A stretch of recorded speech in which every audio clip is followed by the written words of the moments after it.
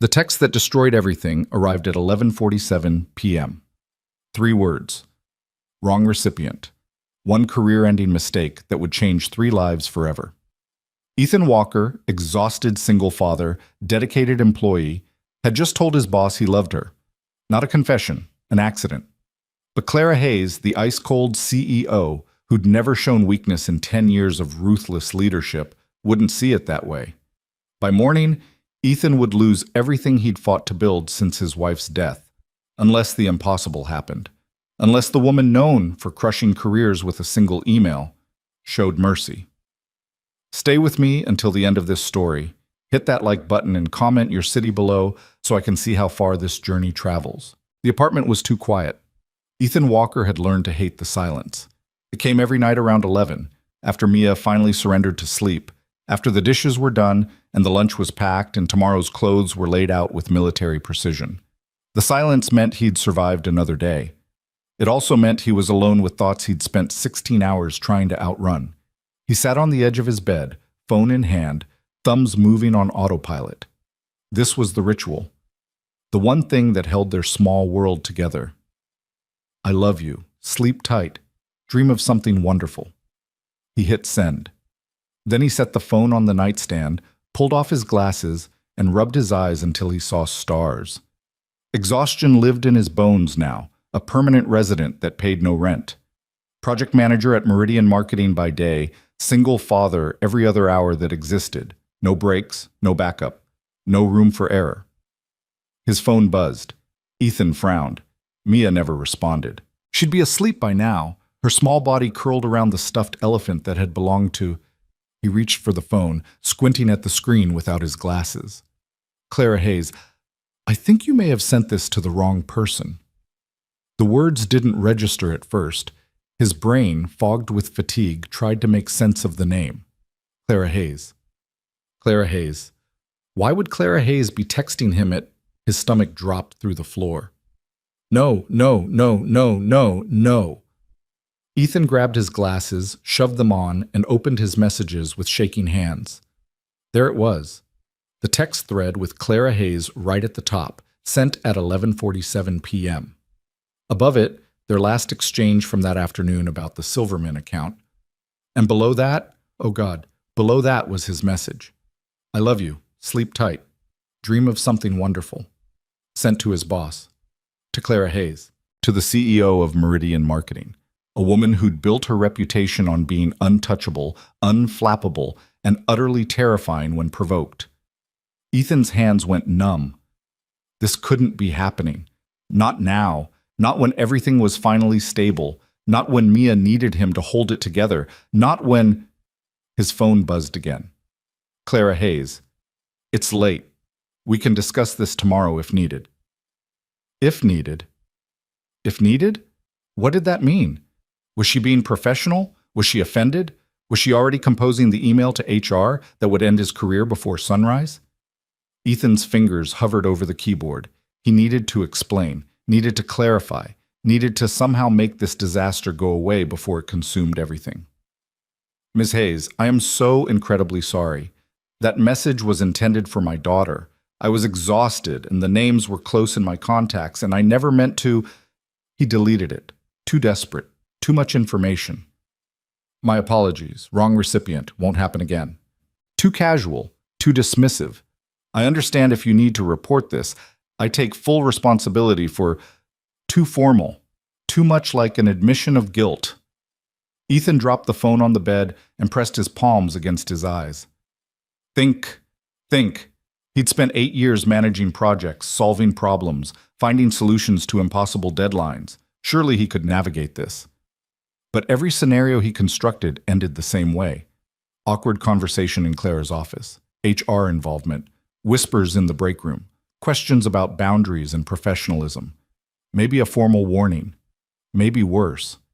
And if he lost this job, if he lost the salary, the health insurance, the stability, what happened to Mia?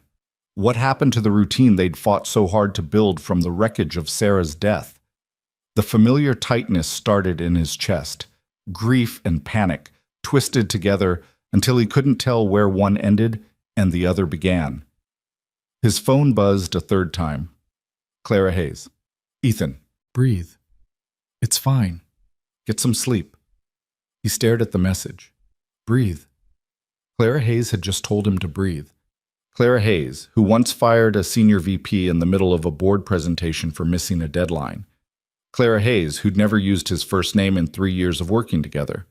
Clara Hayes, who existed in the office like a force of nature, beautiful, brilliant, and completely untouchable. It's fine. Nothing about this was fine.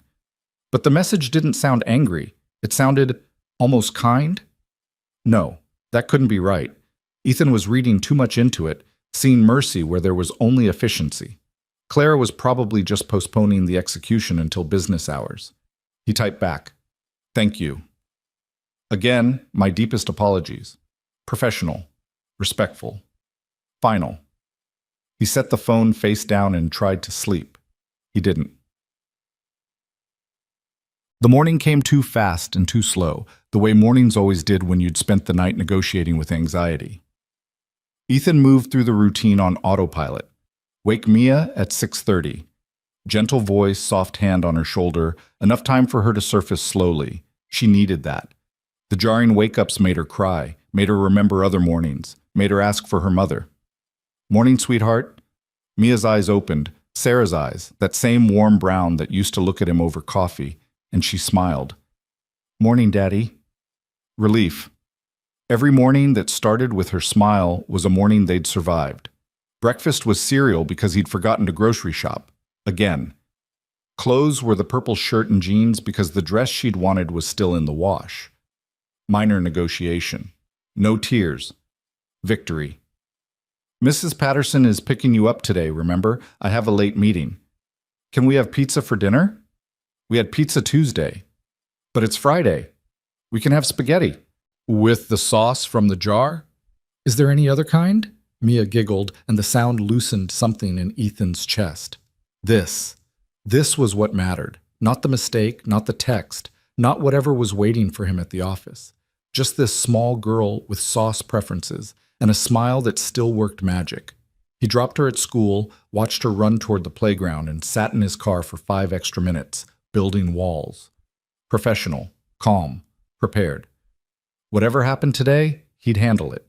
He just had to survive until 5 p.m. Mets. Meridian Marketing occupied the 15th floor of a glass tower in downtown, all modern lines and uncomfortable furniture that looked expensive and felt cheap.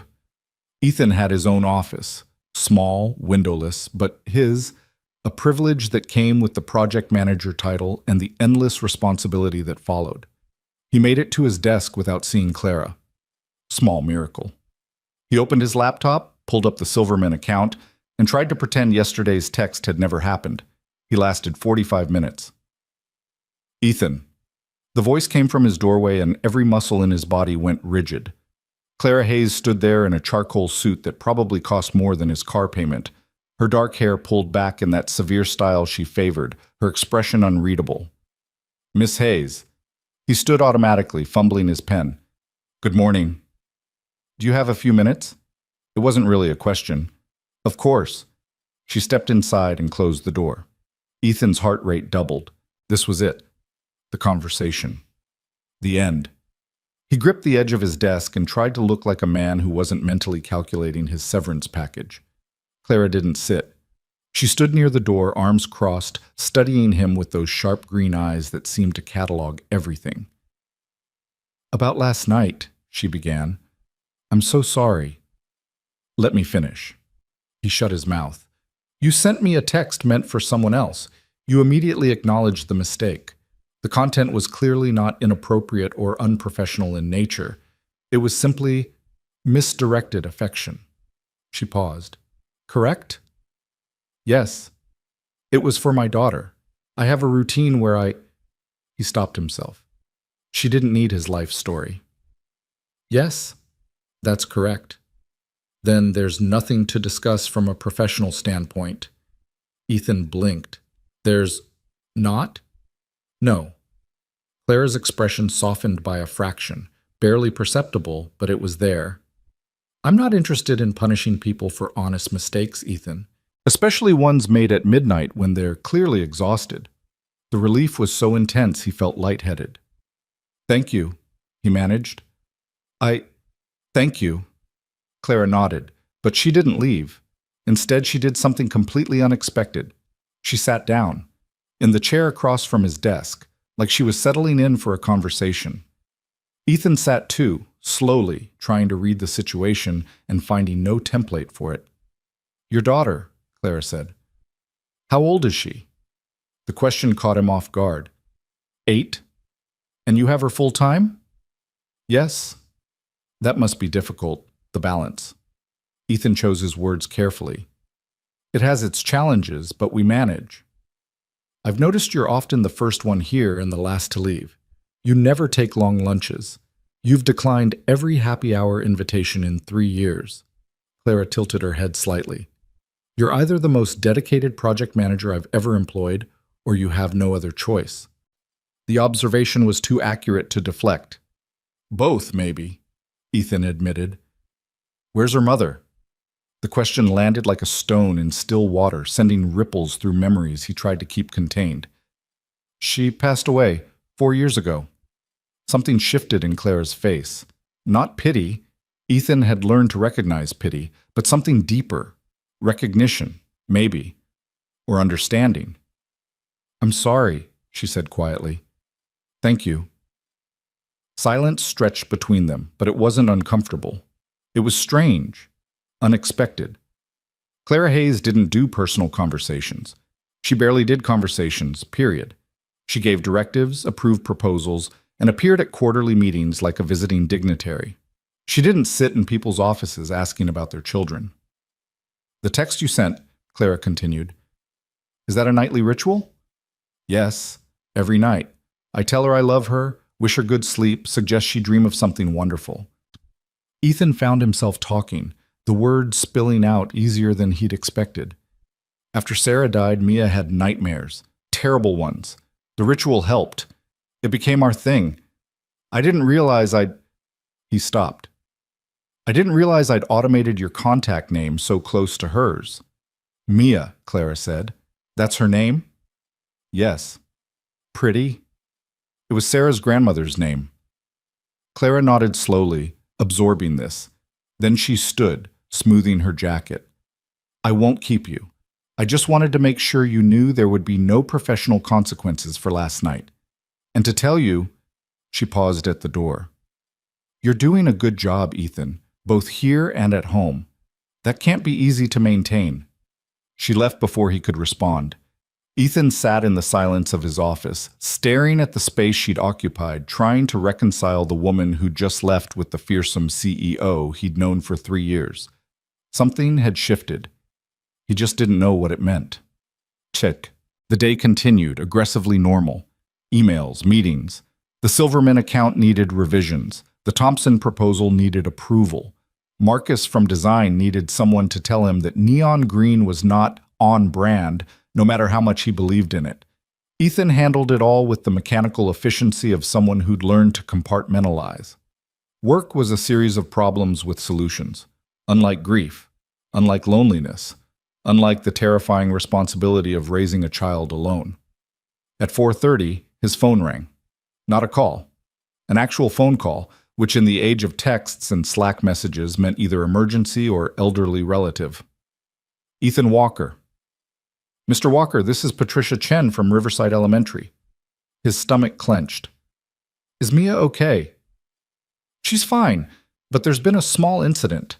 Nothing serious, but we do need you to come pick her up." "What kind of incident?" "Mia had a disagreement with another student. It got physical. We have a zero-tolerance policy for..." "Physical? Mia?" His daughter, who cried at sad commercials and apologized to furniture when she bumped into it. "I think it's best if we discuss this in person, Mr. Walker." Ethan was already grabbing his keys. "I'll be there in 20 minutes. He made it in 15. The principal's office had that universal smell of industrial cleaner and anxiety. Mia sat in a chair too big for her, shoulders hunched, eyes red. Ethan's heart broke and hardened simultaneously. "What happened?" he asked Ms. Chen. "Mia pushed another student during recess. The student fell and scraped her knee." Mia pushed someone? I didn't mean to hurt her. Mia's voice was small and fierce. But she said, what did she say, sweetheart? Mia's face crumpled. She said I was lying about Mom. She said people don't just die for no reason, and I was making it up for attention. The room went very quiet. Ethan felt the old rage, the one he'd worked so hard to bury, start to surface. Some child had told his daughter that her grief was fake, that her mother's death was a story. I see, he said very calmly. Ms. Chen shifted in her seat. Mr. Walker, we understand this is sensitive, and we'll be addressing the other students' comments as well. But physical aggression is unacceptable, I understand. Mia understands too. Don't you, Mia? Mia nodded miserably. We'll discuss this at home, Ethan said. Is there anything else? We'd like Mia to write an apology note. Of course. They left with a packet of information about conflict resolution and appropriate emotional expression. Ethan held Mia's hand as they walked to the car, feeling her small fingers grip his like a lifeline.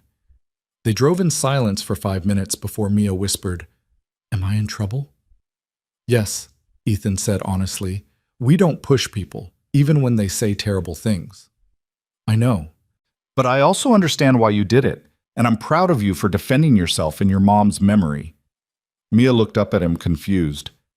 You're proud of me for pushing her? I'm proud of you for standing up for what's true. But next time, use your words. Tell a teacher. Walk away. Pushing only makes the hurt bigger for everyone. She made me so mad, Daddy. I know, baby. I know. They got home. Ethan made spaghetti with sauce from a jar. They ate dinner. He helped her write the apology note, carefully worded, honestly meant. They did homework. They brushed teeth. They read 3 chapters of the book they were working through. And then, at 9 p.m., Ethan tucked her in. Daddy? Yes, sweetheart? Do you still miss Mommy? The question came sometimes, usually when the day had been hard. Every single day, Ethan said truthfully. Me too. I know. Will it always hurt? Ethan thought about lying, about offering false comfort, but Mia deserved better. It'll always be there, he said, but it won't always hurt this much. The sadness gets quieter, and the good memories get louder. When? I don't know, but it's already happening. Remember how you couldn't talk about her at all last year? Mia nodded. And now you can. That's growth, sweetheart. That's healing. She seemed to accept this. I love you, Daddy. I love you too. Sleep tight. Dream of something wonderful? Always. He kissed her forehead and left the door cracked open, exactly 3 inches, because full dark was still too scary and full light was too bright. Then he went to his own room, sat on his bed, and let the day finally catch up with him. His phone sat on the nightstand. He picked it up, opened his messages, looked at the thread with Clara Hayes, their brief exchange from last night, her unexpected kindness this morning. You're doing a good job, Ethan, both here and at home. When was the last time someone had said that to him? When was the last time anyone had noticed? Before he could second-guess himself, Ethan typed, Thank you again for this morning. I appreciated your understanding more than you know. He hit send before he could delete it. The response came 30 seconds later. Clara Hayes. You're welcome. How is Mia? Ethan stared at the message. Clara remembered her name. Clara was asking about her. Clara was engaging in conversation at 9:15 p.m. on a Friday night. She had a rough day at school. But she's resilient. Clara Hayes. She'd have to be, with everything she's been through. Yes. Clara Hayes. And you? How are you managing? The question was so direct, so unexpected, that Ethan didn't have a prepared answer. One day at a time, he finally typed. Some days are easier than others. Clara Hayes. I imagine today was one of the hard ones. It had its moments. Clara Hayes. For what it's worth, I think you're handling an impossible situation with remarkable grace. Ethan read the message 3 times. That means a lot, he replied, especially coming from you. Clara Hayes. Why especially from me? Because you don't strike me as someone who gives compliments lightly. There was a longer pause this time. Ethan wondered if he'd overstepped. Been too familiar, crossed some invisible line. Clara Hayes. I don't. Which should tell you I meant it. Clara Hayes. Get some rest, Ethan. Monday will come too soon. You too. Have a good weekend. Clara Hayes. I'll try. The conversation ended there, but Ethan kept staring at his phone, reading and rereading the exchange. This was new territory. Strange and uncertain and slightly terrifying. Clara Hayes was his boss, his CEO, a woman who existed in a different stratosphere of professional and social hierarchy. Their relationship was supposed to be simple. He managed projects, she approved or rejected them, they maintained appropriate boundaries. But something about that misdirected text had shifted the dynamic, opened a door, revealed something human beneath the corporate armor they both wore. Ethan didn't know what to do with that information, so he did what he always did when life became too complicated. He focused on what he could control. He set his alarm for 6:30. He laid out Mia's clothes for tomorrow. He double-checked that the permission slip for her field trip was signed and in her backpack. Routine, order, predictability, the things that kept chaos at bay. But as he finally surrendered to sleep, his last thought wasn't about project deadlines or parent-teacher conferences. It was about green eyes that had looked at him with unexpected understanding, and a voice that had said, "Breathe. It's fine." Saturday morning arrived with weak autumn sunlight and the sound of Mia singing off-key in her bedroom. Ethan lay in bed for an extra 5 minutes, listening to her happy noise, letting it recharge something deep in his chest. They had a routine for weekends, too. Pancakes for breakfast. The ones from the box, not homemade, because Ethan had long ago accepted that perfection was the enemy of good enough. Then chores. Mia had her list: make bed, pick up toys, feed her goldfish. Ethan had his: laundry, groceries, meal prep for the week ahead. They were folding clothes together on the couch when his phone buzzed. Clara Hayes. I have a strange question. Ethan picked up the phone, heart rate inexplicably accelerating. Okay? Clara Hayes. Do you and Mia have plans for this afternoon? He glanced at Mia, who was trying to fold a fitted sheet and failing spectacularly. Nothing concrete. Why? Clara Hayes. There's a children's theater performance at the Riverside Arts Center. Alice in Wonderland. I have 2 tickets I can't use. I thought Mia might enjoy it. Ethan read the message twice.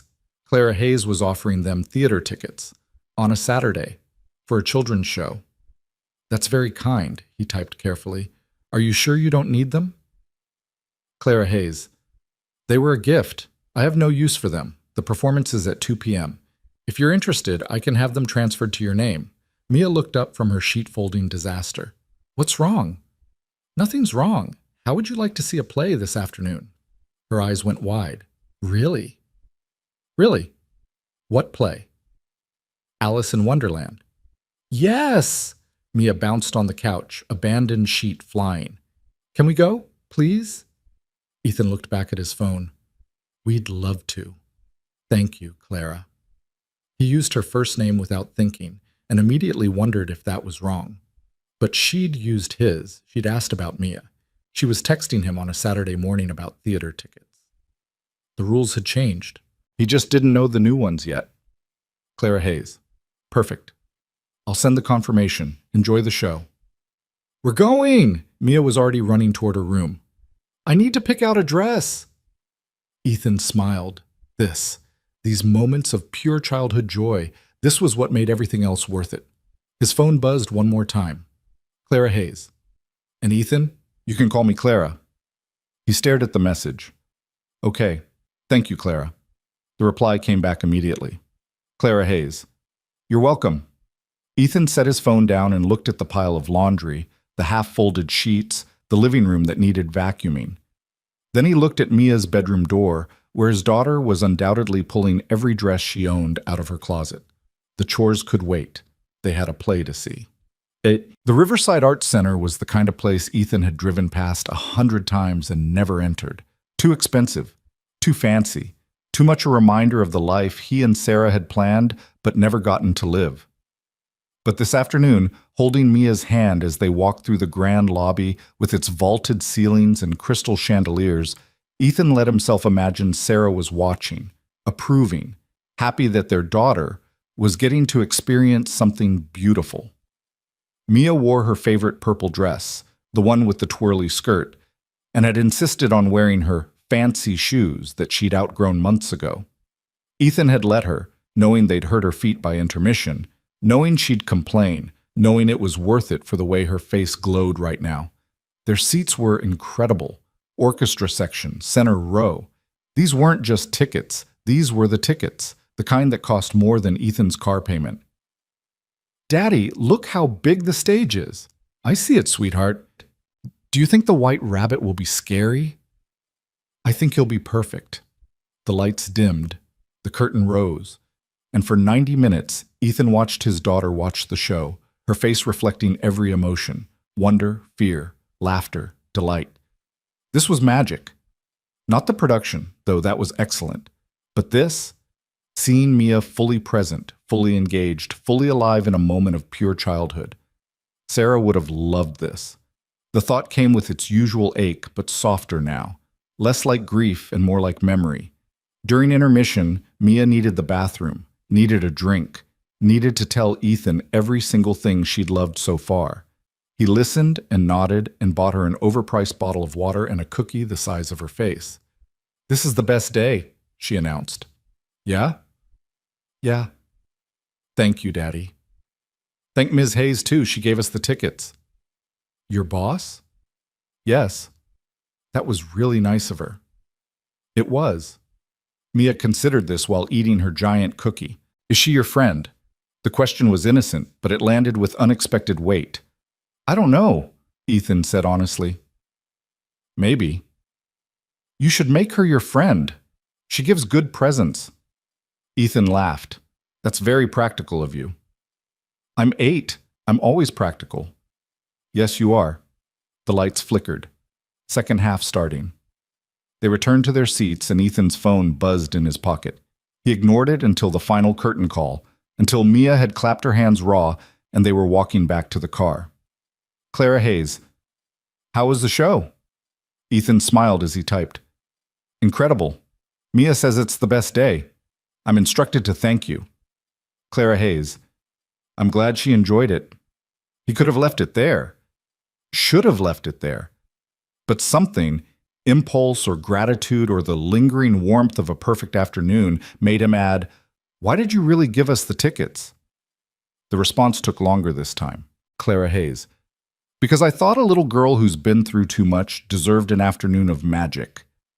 And because her father works himself to exhaustion and never takes a break." Clara Hayes. "Sometimes kindness doesn't need a complicated reason." Ethan stood beside his car, phone in hand, Mia already buckled in and yawning behind him. "Well, it meant the world to both of us." "Thank you, Clara." Clara Hayes. "You're welcome, Ethan." He drove home with Mia half asleep in the back seat, humming songs from the show. And for the first time in 4 years, Ethan felt something he'd almost forgotten. Hope. Not the desperate kind, not the hollow kind that people offered with casseroles and platitudes, but the real kind, the kind that whispered, maybe things could get better, maybe they already were. Monday arrived with the weight of unfinished weekend tasks and the sharp return to reality. Ethan dropped Mia at school. She was still talking about the play, still twirling in that purple dress she'd refused to take off all Sunday, and drove to Meridian with his coffee and his armor firmly in place. Professional, competent, unaffected. He had the Silverman presentation at 10, the Thompson proposal review at 2, and a team meeting at 4. Full day. No time for distraction. He made it until 9:30. "Ethan!" Clara appeared in his doorway like she had Friday, but this time she was smiling, actually smiling. A real expression that transformed her face from austere beauty to something approachable. "Good morning," he said, standing automatically. "Sit, please." She entered and closed the door again. "I wanted to ask how Mia enjoyed Saturday." "She hasn't stopped talking about it. Literally. I've heard the entire plot of Alice in Wonderland approximately 47 times. Clara's smile widened. "Good, I'm glad." "It was generous of you. Really. It was selfish, actually." Ethan blinked. "How so?" "Those tickets were a gift from a client. I had no desire to attend a children's theater production alone, and no one in my life who would appreciate them. She tilted her head slightly. I knew they'd go to waste. This way, at least someone benefited. Well, someone definitely did. Clara nodded, but she didn't leave. Instead, she did something that made Ethan's stomach drop. She sat down. Again. I've been reviewing the Silverman account, she said. Your proposal is excellent, but the timeline concerns me. Business. Right. This was about work. I can adjust. I'm not asking you to adjust. I'm asking if you've considered what the implementation phase will require. Late nights, possibly weekends, client dinners and presentations. Ethan felt the familiar tightness return. I can manage. Can you? Clara's tone wasn't challenging. It was genuinely questioning. Because from where I'm sitting, you're already managing a full-time job and full-time parenting with no backup system. Don't tell me you have it handled, Ethan. I can see that you don't. She leaned forward slightly. What happens when Silverman needs you in Chicago for 3 days? What happens when Mia gets sick and the school calls in the middle of a client meeting? What happens when your carefully constructed routine falls apart? The questions weren't cruel. They were precise and accurate and completely terrifying. I'll figure it out, Ethan said quietly. I always do.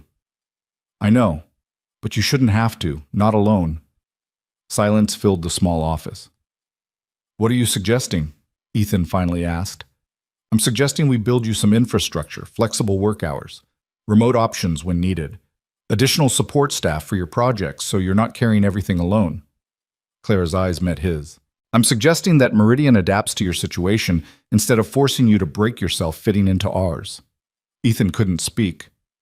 You're one of the best project managers I've ever worked with, Clara continued. You're reliable, creative, and you deliver exceptional results under impossible pressure. I don't want to lose you because we refuse to acknowledge that human beings have lives outside these walls. I don't know what to say. Say you'll let me help. Why? The question came out before Ethan could stop it.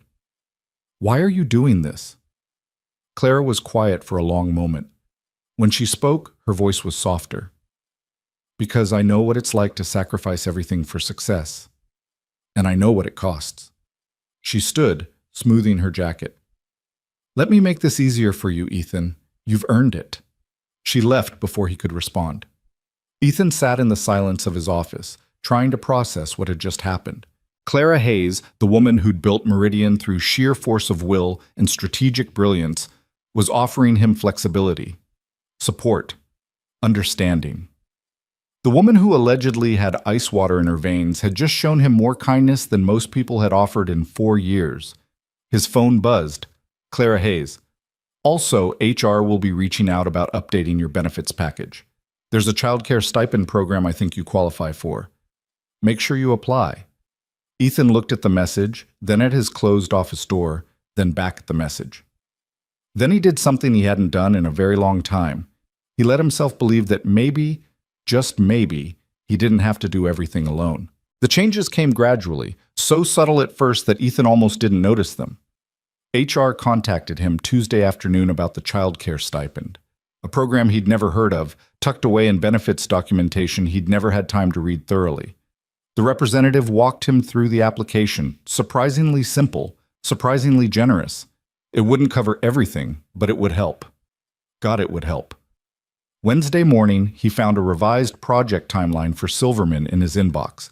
Same deliverables, extended deadlines, additional support staff assigned. Clara's signature at the bottom of the email, no explanation needed. Thursday, his team meeting got moved to accommodate Mia's parent-teacher conference. He hadn't asked for the change, hadn't mentioned the conflict, but somehow Clara knew, and somehow it was handled. By Friday, Ethan was starting to understand that something fundamental had shifted in his professional life. He just didn't understand why. You look confused, Marcus said, dropping into the chair across from Ethan's desk during lunch. Marcus from design, who'd been at Meridian longer than anyone and knew where all the bodies were buried. Do I? Like someone handed you a winning lottery ticket and you're trying to figure out if it's real. Marcus unwrapped his sandwich. What's going on? Ethan considered deflecting, but Marcus was probably the closest thing he had to a friend at work, and the question was eating at him. Has Clara always been this accommodating? Marcus nearly choked on his sandwich. Clara? Our Clara? Ice Queen Clara, who made Davidson cry during the quarterly review? That's not her official title. Should be. Marcus leaned forward, genuinely curious now. What do you mean, accommodating? Ethan explained, carefully, vaguely, leaving out the personal details. The flexible scheduling, the project restructuring, the sudden attention to work-life balance. Marcus listened with increasing bewilderment. That's insane, he said when Ethan finished. Clara doesn't do personal favors. She barely does personal conversations. Last year, Jenkins's wife had a baby, and he asked for paternity leave. She approved it, but looked at him like he was speaking Mandarin. Maybe she's changing her management style. Or maybe you're special. Marcus waggled his eyebrows suggestively. Don't. I'm just saying, in 3 years working here, I've never seen Clara take a personal interest in anyone's home situation. You must have done something impressive. Ethan thought about the misdirected text, the conversation in his office, the theater tickets, the way Clara had looked at him when she said, "I know what it costs." I didn't do anything, he said quietly. Well, whatever it is, don't question it. Just enjoy having the boss in your corner. Marcus stood, gathering his lunch debris. God knows the rest of us could use some of that energy. After Marcus left, Ethan sat with his thoughts and his half-eaten salad. Clara was in his corner. That's what it felt like. But why? The question followed him through the afternoon, through the evening pickup routine, through dinner and homework and bedtime stories. It followed him until 10 p.m. when he was finally alone and his phone buzzed with a message. Clara, how was your parent-teacher conference? Ethan stared at the text. She'd moved the meeting specifically so he could attend, and now she was asking about it, like she actually cared. Good. Mia's doing well academically, still working through some social challenges. Clara, the incident from last week? Among other things. Grief is complicated for 8-year-olds. Clara, it's complicated at any age. The response felt weighted, personal. Yes, Ethan typed. It is. A pause. Then, Clara, I lost my mother when I was 12. Different circumstances, but the aftermath was similar. Anger, confusion, not understanding why everyone expected me to just keep functioning normally. Ethan read the message 3 times. Clara was sharing something real and painful and deeply personal, with him. At 10 p.m. on a Friday. I'm sorry, he wrote. That must have been incredibly difficult. Clara, it shaped who I became, for better and worse. Clara, I see some of that in what you've described about Mia, the resilience that comes from surviving loss too early. She's stronger than she should have to be. Clara, so are you. Ethan's chest tightened. When was the last time someone had acknowledged his strength instead of just assuming it? When was the last time someone had seen the weight he carried? Thank you for understanding, he typed. And for everything this week, the schedule changes, the support. It's made a real difference. Clara, good. That was the intention. Clara, can I ask you something? Of course. Clara, when was the last time you did something just for yourself? Not for Mia, not for work, just for you. The question landed with uncomfortable accuracy. Ethan tried to remember, tried to think of a single activity, a single hour, a single moment in the past 4 years that hadn't been devoted to survival or responsibility. He came up empty. I don't know, he admitted. It's been a while. Clara, that's what I thought. Clara, you're running on fumes, Ethan, and eventually you're going to crash, not because you're weak, but because you're human. I'm managing. Clara, you're surviving. There's a difference. The observation was too sharp, too true. Ethan felt something crack in his chest, the wall he'd built around his exhaustion, around his loneliness, around the constant low-grade panic that he was failing at everything that mattered. What am I supposed to do? He typed, then immediately deleted it. Too vulnerable, too needy. But Clara must have seen the typing indicator, must have known he'd written something and erased it. Clara, whatever you were about to say it. Ethan stared at his phone, at this woman who was his boss, who was supposed to remain distant and professional, who was instead cracking through his defenses with surgical precision. "What am I supposed to do?" he typed again. "I don't have the luxury of self-care or personal time. I have a daughter who needs me and a job that supports us. That's the reality." "Clara, the reality is that if you burn out, Mia loses you anyway, just differently." "Clara, you can't pour from an empty cup, Ethan. That's not philosophy. That's physics." He wanted to argue, wanted to defend his choices, his sacrifices, his carefully maintained routine. But she was right. "I don't know how to do it differently," he confessed. "Clara, start small. 1 hour a week. One activity that refills you instead of draining you." "Like what?" "Clara, what did you used to love before everything changed?" Ethan thought back. Before Sarah's diagnosis, before the hospital vigils, before single parenthood consumed his identity. "I used to run," he typed.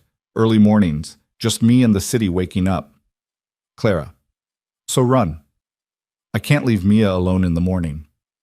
"Clara, what time does she wake up?" 7 usually." "Clara, so run at 5. Be back by 6:30. She never has to know you were gone. It was so simple, so obvious, so completely impossible to see when you were drowning." "I'll think about it," Ethan wrote. "Clara, don't think, do. Tomorrow morning. 5 a.m., 1 hour. You're very bossy." "Clara, I'm your boss. It's literally in the job description." Ethan smiled at his phone, something warm unfurling in his chest. "Okay," he typed. "Tomorrow, 5 a.m. "Clara, good. Report back." "Clara, and Ethan, thank you for trusting me with this. Thank you for seeing me." He sent it before he could second-guess the words, the weight they carried, the door they might open. Clara's response was simple. "Clara, always." Ethan set his phone down and sat in the quiet of his bedroom, feeling something he hadn't felt in years. Not alone. The realization should have been comforting. Instead, it was terrifying. Because not being alone meant depending on someone. And depending on someone meant they could leave. Could disappear. Could die in a hospital bed while you held their hand and promised everything would be okay, even though you both knew it wouldn't be. Ethan pushed the thought away, set his alarm for 4:45 a.m., and tried to sleep. Tomorrow, he'd run. Tomorrow, he'd try something different. Tomorrow, he'd take one small step toward being something more than just a survivor.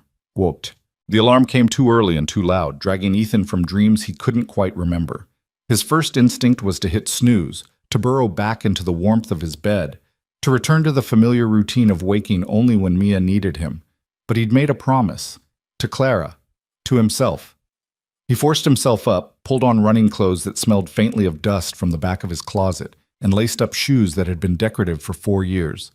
The city at 5 a.m. was a different world. Quiet streets, dark windows, the kind of stillness that felt sacred and slightly surreal. Ethan started slow, his body remembering the rhythm even as his lungs protested. 1 block, 2 blocks, left on Madison, right on 5th. The route he used to run when running was meditation instead of memory. By the 3rd block, something loosened in his chest. By the 5th, he was breathing hard but steady. By the time he circled back toward home 45 minutes later, he was sweating and exhausted and more alive than he'd felt in months. He made it back at 6:20, showered quickly, and was making coffee when Mia wandered into the kitchen at exactly 7. "Morning, Daddy." "Morning, sweetheart." She climbed onto her chair, rubbing sleep from her eyes. "You smell different." "I went for a run." "In the dark?" "Before the sun came up." Mia considered this with the seriousness of an 8-year-old evaluating new information. "Did you see any bad guys?" "No bad guys, just quiet streets and one very friendly dog." "What kind of dog?" And just like that, they were in the morning routine. Breakfast, clothes, backpack check, school drop-off. Normal. Except Ethan felt different, lighter, like he'd set down a weight he hadn't realized he'd been carrying. At his desk by 8:30, he sent a text before he could overthink it. "Ran this morning. You were right. Thank you." Clara's response came during his first meeting. "Clara, how do you feel?" Like I might actually survive this week. Clara. Progress? Clara. Same time tomorrow? You're relentless. Clara. Yes. Same time tomorrow? Ethan smiled at his phone. Yes. The running became routine. Monday, Wednesday, Friday. Sometimes Tuesday and Thursday too, when he woke up before the alarm and couldn't convince himself to stay in bed. And with the running came conversation. Not during the runs themselves, those were solitary, sacred, but after. Text messages that started as simple check-ins and evolved into something deeper. Clara. Good run? Great run. Saw the sunrise over the river. Clara. Beautiful view. What are you doing up at 6 a.m.? Clara. I'm always up at 6 a.m. Workaholic. Clara. Pot, kettle, black. Fair point. What do you do before work? Clara. Read. Mostly business journals, sometimes fiction. What kind of fiction? Clara. Currently, a mystery set in Victorian London. Very atmospheric. Probably too dark for breakfast reading. Better than the business journals? Clara. Infinitely. The conversations wandered. Books led to music, led to terrible childhood movies they both loved. Clara had opinions on everything. Sharp, funny, occasionally devastating. Ethan found himself looking forward to the morning texts as much as the runs themselves. On Thursday of the second week, Clara asked, "Does Mia like museums?" "We've never been." "Why?" Clara. "The Natural History Museum has a new dinosaur exhibit. I was thinking of checking it out this weekend." Ethan's heart rate picked up for reasons that had nothing to do with running. "Are you inviting us?" Clara. "I'm suggesting a potential coincidental meeting. If you happen to be there Saturday at 11, I wouldn't be opposed to the company." That's very elaborate phrasing for, "Yes, I'm inviting you." Clara. "I'm a CEO. We specialize in elaborate phrasing. We'd love to come." Clara. "Good, it's a date." Then immediately, Clara. "Poor word choice. An outing. A friendly outing." Ethan grinned at his phone. "I understood what you meant." Clara. "Did you?" The question carried weight that made Ethan pause. "Yes," he typed carefully. "Friends. Taking a kid to see dinosaurs. Nothing complicated." Clara. "Right, nothing complicated." But something in the exchange felt complicated. Felt like they were dancing around something neither of them wanted to name. Ethan pushed the thought aside and focused on logistics. Saturday. Natural History Museum. 11 a.m. Just friends. Nothing complicated. Saturday arrived with perfect autumn weather, crisp air, blue skies, the kind of day that made you grateful to be alive. Mia was vibrating with excitement from the moment she woke up. "Are we really going to see dinosaurs?" "Real dinosaur bones, fossils." "And we're meeting your friend?" "Ms. Hayes, yes." "The one who gave us the theater tickets?" "That's the one." "Is she nice?" Ethan considered the question. Was Clara nice? The word felt inadequate for someone so complex. "She's been very kind to us," he said finally. "I think you'll like her." They arrived at the museum at 10:55. Clara was already there, standing near the entrance in jeans and a simple sweater that made her look younger, more approachable, less CEO, more human. "You're early," Ethan said. "I'm always early." "You're on time, which means you're late by my standards." "That's a terrible philosophy." "And yet it's made me very successful." Mia tugged on Ethan's hand. "Daddy, introduce me." Right. He'd been staring at Clara like an idiot instead of using basic social skills. "Clara, this is Mia." "Mia, this is Ms. Hayes." "You can call me Clara, sweetie."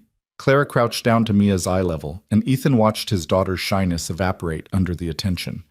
"Thank you for the theater tickets," Mia said, very properly. "Alice in Wonderland was my favorite thing ever." "I'm so glad you enjoyed it." "Do you like dinosaurs?" "I love dinosaurs. Do you have a favorite?" "Velociraptors. They're small but scary. Like me." Clara laughed. A real laugh. Not the polite executive chuckle Ethan had heard in meetings. "That's an excellent choice. Shall we go find some?" Mia grabbed Clara's hand like they'd been friends forever, and suddenly Ethan was following two people into the museum instead of leading one. The exhibit was spectacular. Massive skeletons suspended from ceilings, interactive displays, fossil dig simulations that Mia threw herself into with single-minded determination. Ethan watched Clara watch his daughter, saw something soften in her expression that he'd never seen before. Not the sharp CEO, not the careful professional, something gentler, almost wistful. "You're good with her," he said quietly, while Mia was buried wrist-deep in a sandbox hunting for fake fossils. "She's easy to be good with. She's delightful. Most people find 8-year-olds exhausting. Most people are boring." Clara turned to him. "She's smart, curious, and completely herself. That's rare at any age. She gets that from her mother." Clara's expression shifted, not pity, but understanding. "Tell me about her. Your wife." The request caught Ethan off guard. People usually avoided mentioning Sarah, like her name was a curse that might break him. "What do you want to know? Anything you want to share?" Ethan watched Mia excavate a plastic triceratops skull with intense concentration. Sarah was a teacher, 3rd grade. She loved it, loved kids, loved the chaos, loved watching them learn. He smiled at the memory. She was terrible at cooking but insisted on trying new recipes every week. Our kitchen was a disaster zone every Sunday night. Sounds wonderful. It was, even the disasters. Ethan's throat tightened. She was diagnosed with pancreatic cancer when Mia was 4. 18 months from diagnosis to... He couldn't finish the sentence. Clara's hand found his, squeezed gently. "I'm sorry." She made me promise to keep living. Not just surviving, but actually living. Building a life for Mia that wasn't defined by loss. Ethan looked at their joined hands. "I'm not sure I've kept that promise." "You're trying. That counts. Is it enough?" "I think Sarah would say yes." Ethan turned to face Clara fully. "How do you know that?" "Because she loved you enough to make you promise, which means she trusted you enough to figure it out." Clara's green eyes were steady, certain. "You're doing better than you think, Ethan." Before he could respond, Mia came running over, plastic skull held high like a trophy. "Look what I found. Can we keep it?" "I don't think the museum would appreciate that." "But I discovered it." "You discovered a replica in a designated discovery area." "Still counts." Clara laughed again, and Ethan felt something shift in his chest, something warm and terrifying and completely inappropriate for his relationship with his boss.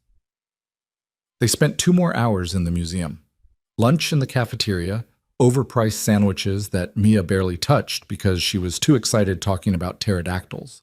A trip through the gem exhibit because Clara mentioned loving opals, and Mia demanded to see every single one.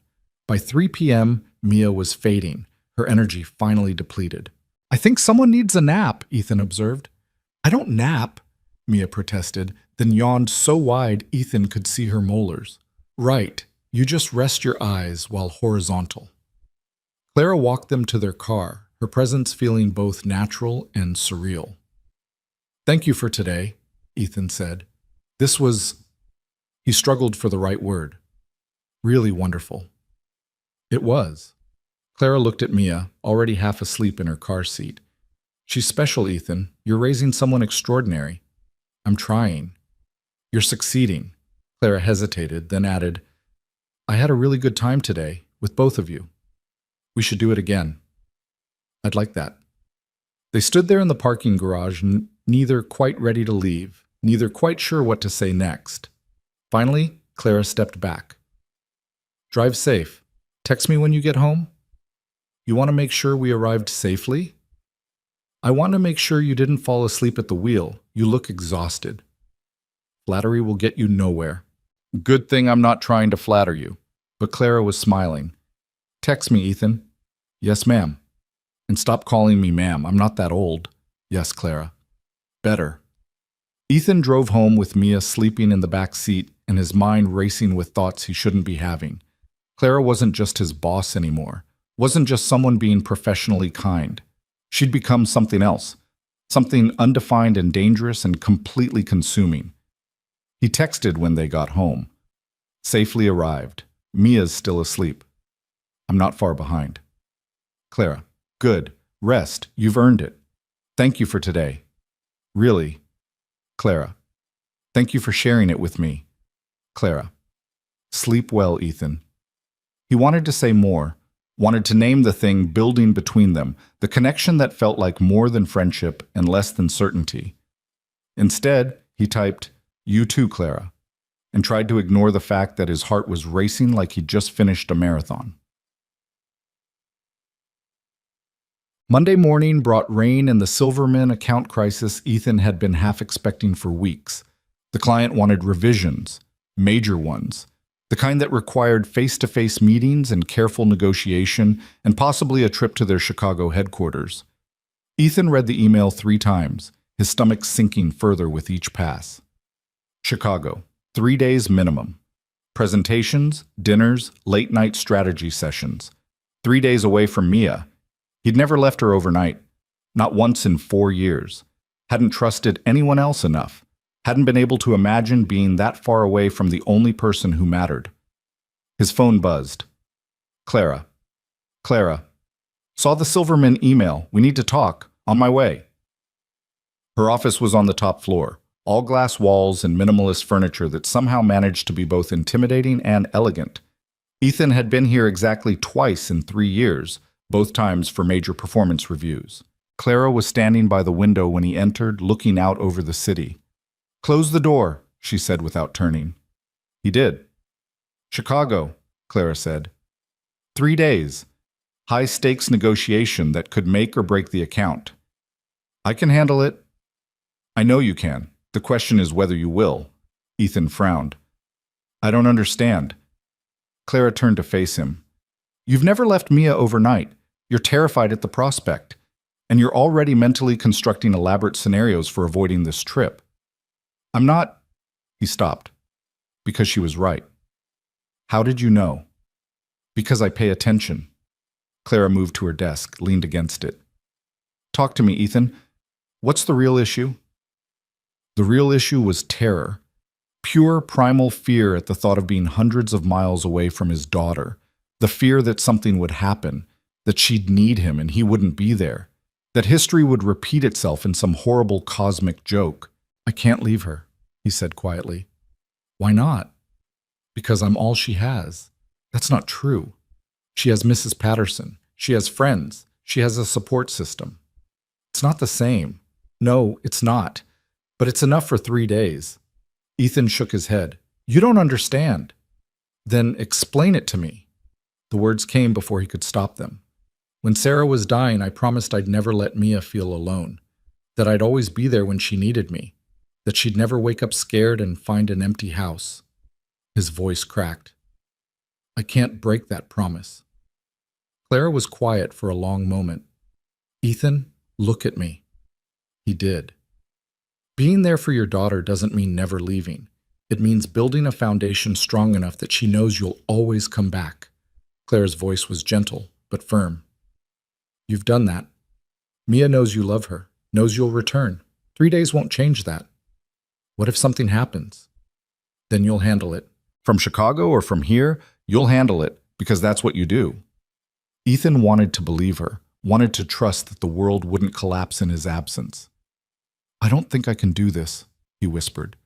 Clara stepped closer. "Yes, you can. And I'm going to help you." "How?" "I'm coming with you." Ethan's brain short-circuited. "What?" "To Chicago. I'm coming with you. The Silverman account is important enough to warrant CEO attention, and frankly, you could use the support." Clara's expression was determined. 2 days, 2 nights. We'll handle the client together, and you'll have backup if something happens with Mia." "Clara, you don't have to—" "I want to." She held his gaze. "Let me do this, Ethan. Please." He should say no, should maintain professional boundaries, should not let his boss accompany him on a business trip motivated at least partially by personal concern, but the relief flooding through him was too powerful to ignore. "Okay," he said. "Thank you. Don't thank me yet. We still have to survive Silverman's revision demands. When do we leave?" "Wednesday morning, early flight." Clara returned to her desk, pulled up a calendar. "That gives you 2 days to prepare Mia and yourself." Ethan nodded, trying to process this new reality. Chicago, with Clara, For 2 nights. Professional. This was professional. Except the way Clara was looking at him didn't feel entirely professional, and the way his heart was racing definitely wasn't. Ethan? Yes? It's going to be okay, I promise. He wanted to believe her, almost as much as he wanted to understand why his boss was promising him anything at all. Telling Mia was harder than Ethan expected. He waited until after dinner Tuesday night, after homework was done and they were settled on the couch with her current favorite book. The routine was supposed to make difficult conversations easier. Tonight, it just made him feel like a coward. Sweetheart, I need to talk to you about something. Mia looked up from the illustration she'd been studying. Am I in trouble? No, nothing like that. Ethan set the book aside. I have to go on a business trip to Chicago for work. Her expression didn't change immediately. She was processing the way she always did with new information. How long? 2 nights. I leave Wednesday morning, come back Friday afternoon. 2 nights? Her voice got smaller.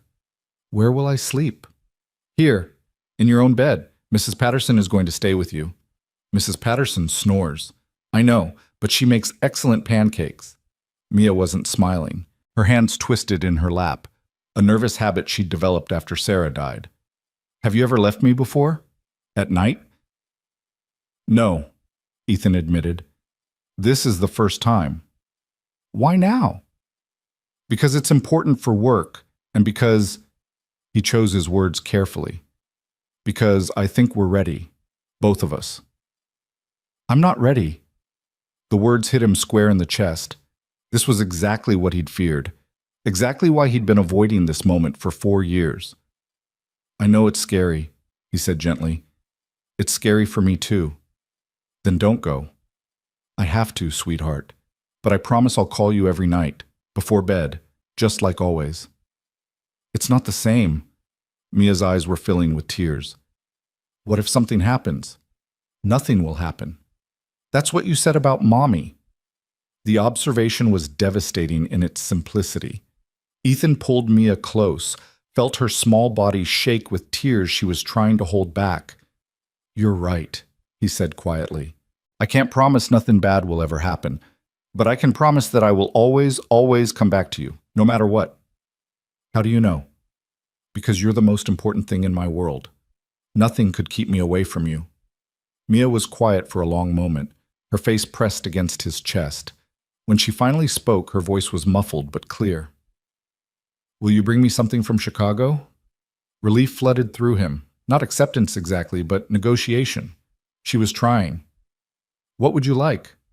A snow globe, with the city inside. I think I can manage that.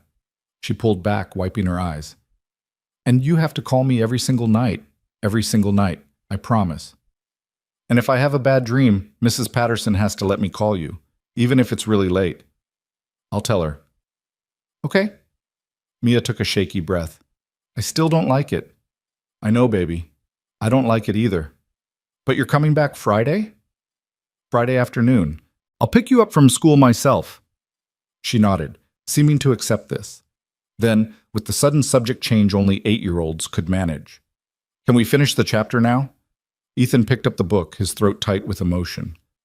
Absolutely. They read until Mia fell asleep against his shoulder, and he carried her to bed the way he used to when she was smaller. She was getting too big for this, growing up too fast, but tonight she felt impossibly small and fragile. After tucking her in, Ethan retreated to his own room and texted Clara, told Mia about the trip.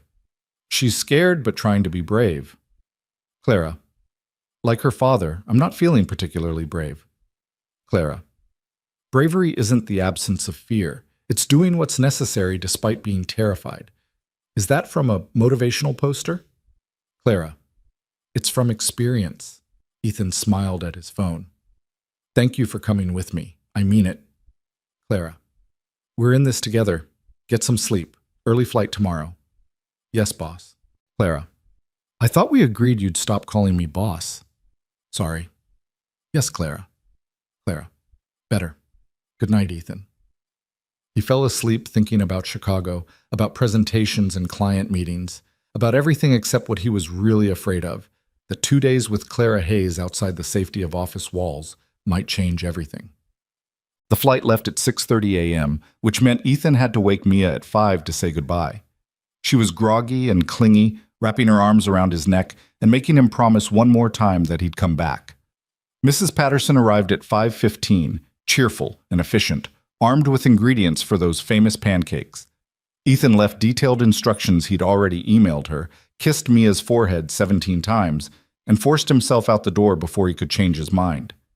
Clara was waiting at the airport, somehow looking polished and professional despite the ungodly hour. She had 2 coffee cups when she found him at the gate. "You look like you need this." Ethan accepted the coffee gratefully. "I feel like I need a sedative." "The coffee's cheaper and less likely to get you arrested." "Fair point." They boarded together, seated side by side in first class. Ethan had never flown first class for work. Apparently, when the CEO came along, the travel budget expanded dramatically. "You've flown before, right?" Claire asked as they settled in. "Yes, just not usually in seats that cost more than my rent." "Get comfortable. It's a 2-hour flight." Ethan tried. But comfort was relative when you were sitting inches from your boss, hyper-aware of every movement, every breath, every moment their arms accidentally brushed on the shared armrest. Clara seemed completely unaffected. She pulled out her tablet and started working like this was just another day at the office. Ethan tried to do the same, opened his laptop, reviewed the Silverman presentation, made notes on potential objections, made it 30 minutes before his anxiety overwhelmed his professionalism. "Can I ask you something?" Clara looked up from her tablet. "Of course." "Why are you really here?" "I told you. The account is important enough." "Clara." He kept his voice low, aware of other passengers. "The truth." She set down her tablet, turned to face him fully. "The truth is that I've watched you carry an impossible weight for months, years probably, and I know what that feels like. I know what it costs." She paused. "I didn't want you to do this alone." "That's not very CEO-like." "No, it's not." "So what is it?" Clara held his gaze. "It's friendship, Ethan. I thought that's what we'd become." "Is that all?" The question hung between them, dangerous and electric. "I don't know," Clara said quietly. "Is it?" Ethan's heart was pounding. They were in an airplane, surrounded by people, flying to a business meeting. This was absolutely the wrong time and place for this conversation. "I don't know either," he admitted. Clara's expression softened. "Then maybe we figure it out together, after Silverman, after we're not juggling professional responsibilities and parental anxiety." "That sounds reasonable." "I can be reasonable. Occasionally. I've noticed." But the tension broke slightly. Clara smiled and Ethan felt some of his anxiety ease. "For what it's worth," Clara said, "I'm glad you're here. With me. Even if the circumstances are complicated." "Me too." They spent the rest of the flight in companionable silence, working separately but somehow together. And when they landed in Chicago, Clara's hand briefly squeezed his as they stood to deplane. "Ready?" Ethan thought about Mia, about the presentation, about everything riding on the next 2 days. "No, but let's do it anyway." "That's the spirit?" The Silverman meeting was brutal. 3 hours of intense negotiation, technical demonstrations, and carefully worded compromises. The client wanted more features, faster delivery, lower costs, the usual impossible triangle. Ethan and Clara tag-teamed the presentation, playing off each other with a synchronicity that surprised them both. When Clara handled objections about timeline, Ethan backed her up with resource allocation details. When Ethan explained technical limitations, Clara pivoted to creative solutions. They moved like dancers who'd been practicing together for years instead of hours. By the end, they'd salvaged the account. Barely. With concessions that made Ethan wince, but Clara accepted with grace. "That went well," she said as they left the building. "We nearly lost them twice." "But we didn't. That's what matters." They were staying at the Palmer House, a historic hotel downtown that Ethan would never have booked for himself. Clara had arranged everything: separate rooms on the same floor, dinner reservations at a restaurant he couldn't pronounce, transportation that didn't involve rental cars or public transit. "You didn't have to do all this," Ethan said as they checked in.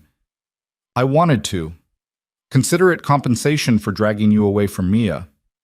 "You didn't drag me. I came willingly, under protest. Well, yes, Clara smiled. Go to your room, unpack. We have dinner at 7. That gives you time to call Mia first. She knew. Of course she knew. Ethan had been checking his phone every 15 minutes since they landed. Thank you. Stop thanking me. We're friends, remember? Friends. Right, that's what they were calling it. Ethan went to his room, absurdly luxurious, with a view of the city that probably cost more per night than he made in a week. He dropped his bag, pulled out his phone, and video called home. Mia's face appeared on screen, chocolate smeared on her chin. Daddy! Hey, sweetheart. What are you eating? Mrs. Patterson made brownies. They're really good, but not as good as Mommy's. The casual mention of Sarah hit differently tonight. Not painful, exactly, just present. How was school?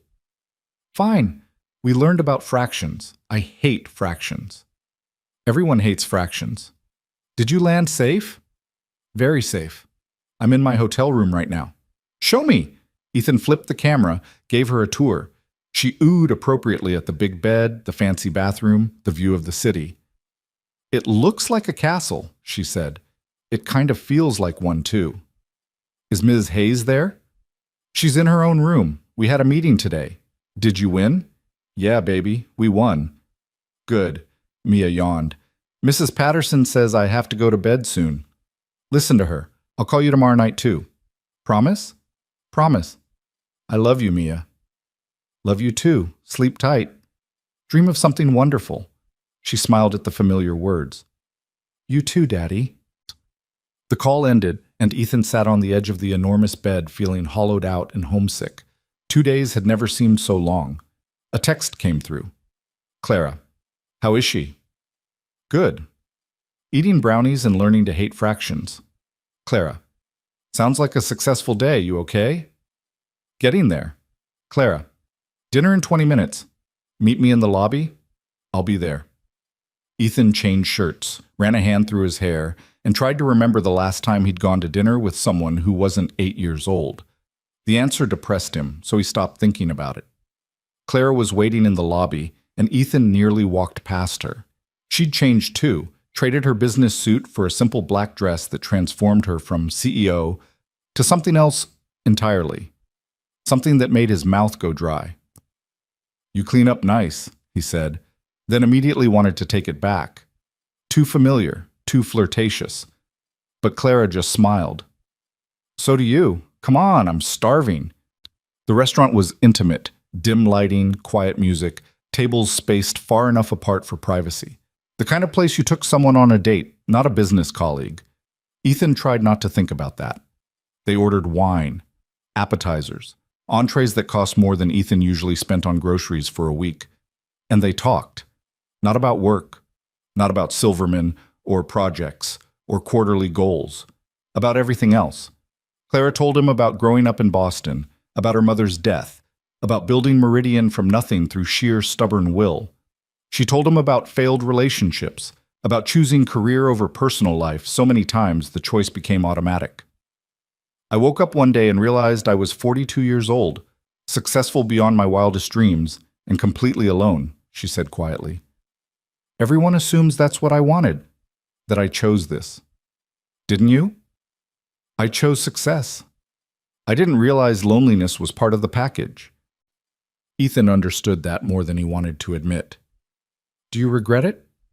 Sometimes, late at night in an empty apartment, watching other people's lives through social media. Clara swirled her wine. Then morning comes and I'm back at work, and I convince myself it's enough. Is it? I used to think so. And now? Clara looked at him across the table, and something in her expression made Ethan's breath catch. Now I'm not so sure, she said softly. The air between them felt charged, heavy with things unsaid. Ethan knew he should change the subject, steer them back to safer ground. Instead, he said, I've been alone for 4 years, by choice mostly. I told myself it was about protecting Mia, about not confusing her, about honoring Sarah's memory. But I think I was just scared of losing someone again, scared of caring that much and having it ripped away. That's not cowardice, Ethan. That's survival. Maybe. But it's also really lonely. Clara reached across the table, covered his hand with hers. Yeah, it is. They sat like that for a moment, hands joined, the restaurant fading into background noise. We should probably talk about what's happening here, Clara finally said. Should we? We're adults.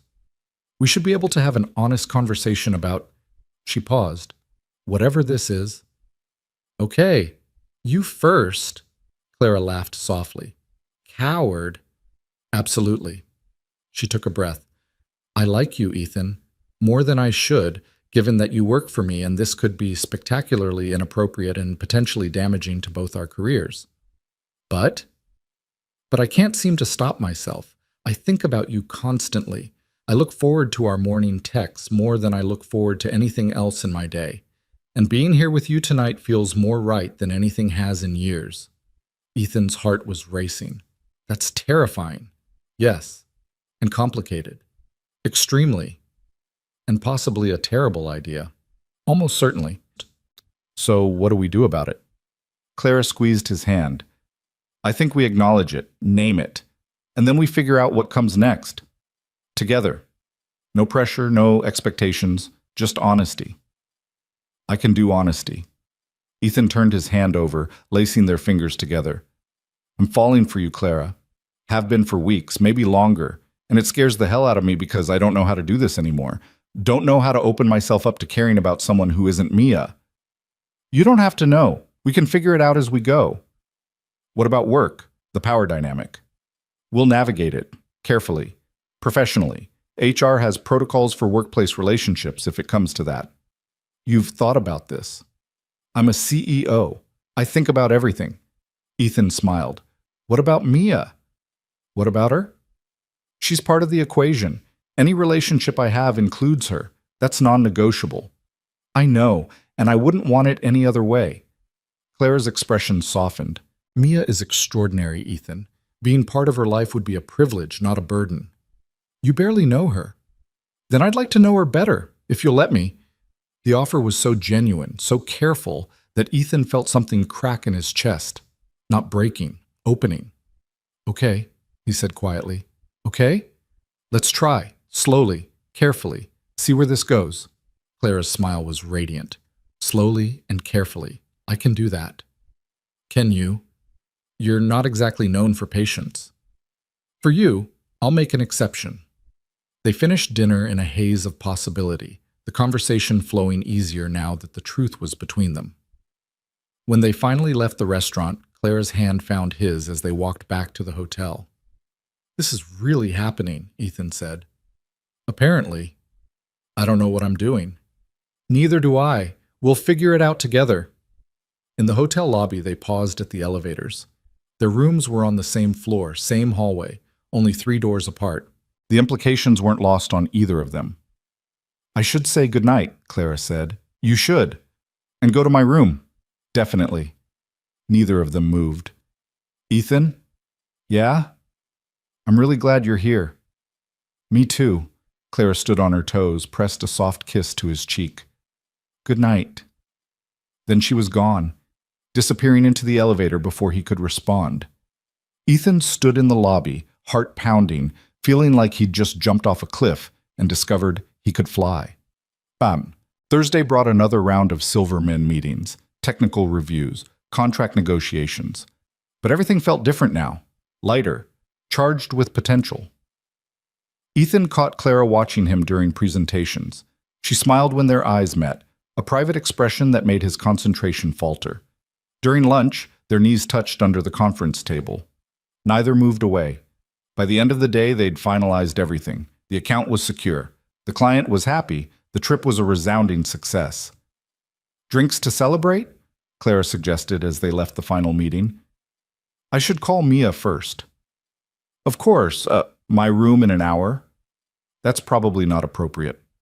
Probably not, but I have an excellent minibar and a view that's better than yours.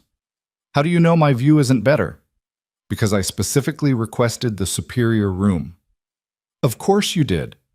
Ethan called Mia from his room. She was full of stories about school, about the project she was working on with her friend Emma, about how Mrs. Patterson let her stay up an extra 30 minutes. Only one more night, right, Daddy? Only one more. I'll see you tomorrow after school. And you'll bring me the snow globe? Already bought it. He'd found it that morning at a tourist shop near the hotel. Miniature Chicago skyline suspended in glitter and water. I can't wait to see it. Love you, Daddy. Love you too, sweetheart. Sleep tight. Dream of something wonderful. After hanging up, Ethan stared at himself in the mirror. He looked different, felt different, like something dormant had finally woken up. He knocked on Clara's door at exactly 6 p.m. She answered in jeans and a soft sweater, feet bare, hair down. Ethan had never seen her so casual, so achingly beautiful. Come in. The room was indeed nicer than his, larger, with a sitting area and that promised view. Chicago spread out before them, lights beginning to twinkle as evening fell. Clara poured them each a whiskey. They sat on the couch, close but not touching, both acutely aware of the space between them. To successful negotiations, Clara said, raising her glass. To surviving them. They drank. The whiskey burned pleasantly. Tomorrow we go home, Clara said, back to reality. Does this have to end when we get back? Ethan turned to look at her. Do you want it to? No, but I want to do this right. Be thoughtful about how we navigate the complications. Meaning? Meaning we take it slow at work. Professional boundaries. No favoritism or appearance of impropriety. Clara set down her glass. But outside work, we try. We see if this is real or just two lonely people finding comfort. I don't think it's just comfort. Neither do I. But we should be sure. How do we get sure? Clara moved closer, her hand finding his. We spend time together. We let Mia get to know me. We build something real instead of just imagining it. That sounds terrifying and perfect. Most good things are. They sat in comfortable silence, watching the city lights multiply as the darkness fell. Ethan felt Clara's warmth beside him, her hand in his, and thought about courage, about choosing to open yourself up even when the risk felt insurmountable. I want to kiss you, he said quietly. I've been waiting for you to say that. But I'm scared. Of what? That once I start, I won't want to stop. Clara smiled. That doesn't sound like a problem to me. She leaned in, giving him time to pull back, to change his mind. He didn't. When their lips met, it was gentle, careful, full of promise and possibility. Ethan pulled back after a moment, needing to see her face. Okay? Clara asked. More than okay. Good. Because I'd really like to do that again. This time the kiss deepened. 4 years of loneliness and isolation melting away under Clara's touch. Her hands in his hair, his hands on her waist, the world narrowing to just this moment, this connection, this unexpected gift. When they finally broke apart, both breathing hard, Clara rested her forehead against his. We should probably slow down. Probably, Ethan agreed, but he didn't let go. I meant what I said about taking this slow, doing it right. I know. But right now I really don't want to be slow. Ethan laughed. Me neither. They kissed again and again, time dissolving into touches and whispers and the gradual understanding that something fundamental had shifted. Eventually, reluctantly, they pulled apart. I should go, Ethan said. You should. Before this gets more complicated. Definitely before that. But neither moved. Clara's hand was still in his hair. His arm was still around her waist. Tomorrow, Clara said, we go home and we do this right. Tomorrow.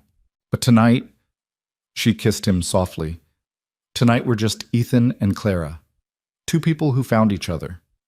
I like the sound of that. So do I.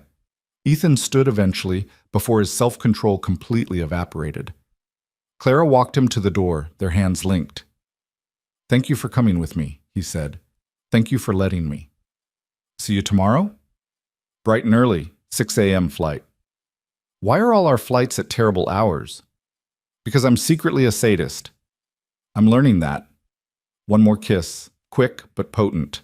Then Ethan forced himself into the hallway, into his own room, into a bed that felt too empty after the warmth of Clara's presence. He stared at the ceiling, heart racing, mind spinning with everything that had happened. 2 days ago, he'd been terrified of leaving Mia. Now he was terrified for entirely different reasons. Because caring about someone meant they could hurt you, meant they could leave, meant opening yourself up to loss all over again. But as Ethan finally drifted to sleep, he realized something important. The fear was still there, but so was hope. And maybe, just maybe, hope was stronger. The flight home felt different than the one out. Ethan sat beside Clara in the early morning quiet, their shoulders touching, a new understanding settling between them like snow. They didn't talk much, didn't need to. Sometimes silence said more than words ever could. When they landed, Clara squeezed his hand before they deplaned. Back to reality. Was Chicago not real? Chicago was perfect, which means it might have been a dream. Then I don't want to wake up. She smiled, soft and private. Me neither. But we have to figure out how this works in actual life, with responsibilities and complications. Starting with picking up Mia in 6 hours. Nervous? Terrified. What if she hates that I left? She won't. She'll be so happy to see you she won't remember being mad. Clara was right.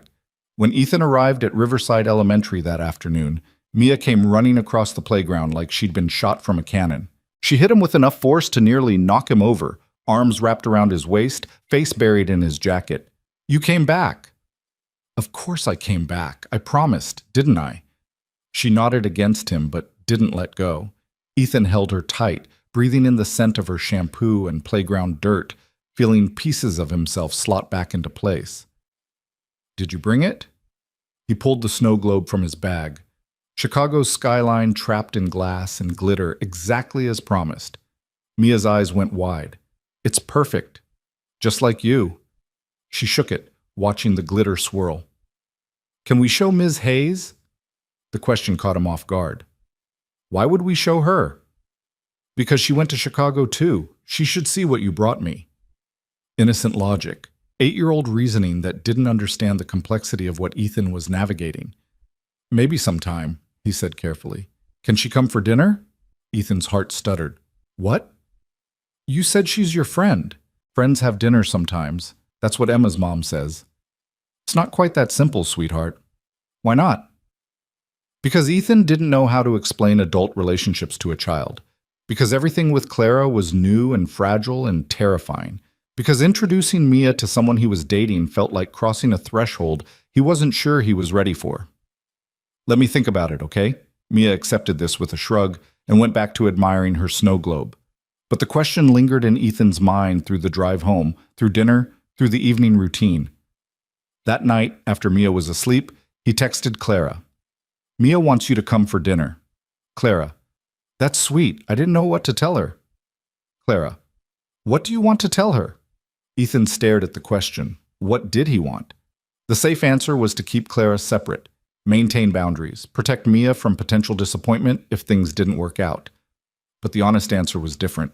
I want to say yes, but I'm scared. Clara. Of what? Of her getting attached, of this not working out, of history repeating itself. Clara. Ethan, I can't promise this will work. Nobody can. But I can promise I won't hurt Mia intentionally, and I won't disappear without explanation if things between us end. How can you promise that? Clara. Because I've been the child whose parent left without explanation. I know what that does to a person. I would never inflict that on Mia. The answer settled something in Ethan's chest. Not all his fear, that would take time, but enough to breathe a little easier. Okay, he typed. Dinner, this weekend. Nothing formal, just spaghetti and letting Mia get to know you. Clara. I'd love that. Fair warning, she'll interrogate you. She's very protective of me. Clara. As she should be. I'll bring my best answers and maybe wine. I have a feeling I'll need it. Clara. Wine and flowers. Every good dinner guest brings flowers. You don't have to... Clara. I want to make a good impression. Let me. Ethan smiled at his phone, feeling something warm and terrifying bloom in his chest. Saturday night, 6 p.m. Prepare yourself. Clara. I'm already nervous. The CEO of a major marketing firm is nervous about dinner with an 8-year-old? Clara, this 8-year-old is significantly more important than any client I've ever met. The text sat on Ethan's screen, heavy with meaning. Clara understood.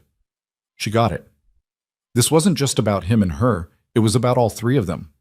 A package deal, no negotiation. See you Saturday, he typed. Clara, counting the minutes. Saturday arrived with Mia's excitement and Ethan's anxiety running at equal volumes. She'd insisted on cleaning her room, setting the table with actual napkins instead of paper towels, and wearing her purple dress because first impressions matter, Daddy. Where did you learn that? Emma's mom. She says you only get one chance to make a first impression. Emma's mom is very wise. Is Ms. Hayes going to be your girlfriend? Ethan nearly dropped the pot of spaghetti sauce he was stirring. What? Emma says when grown-ups have dinner together, it means they like each other. Emma says a lot of things. But is she right? Ethan turned off the stove, crouched down to Mia's eye level. This conversation was happening whether he was ready or not. Clara is someone I care about.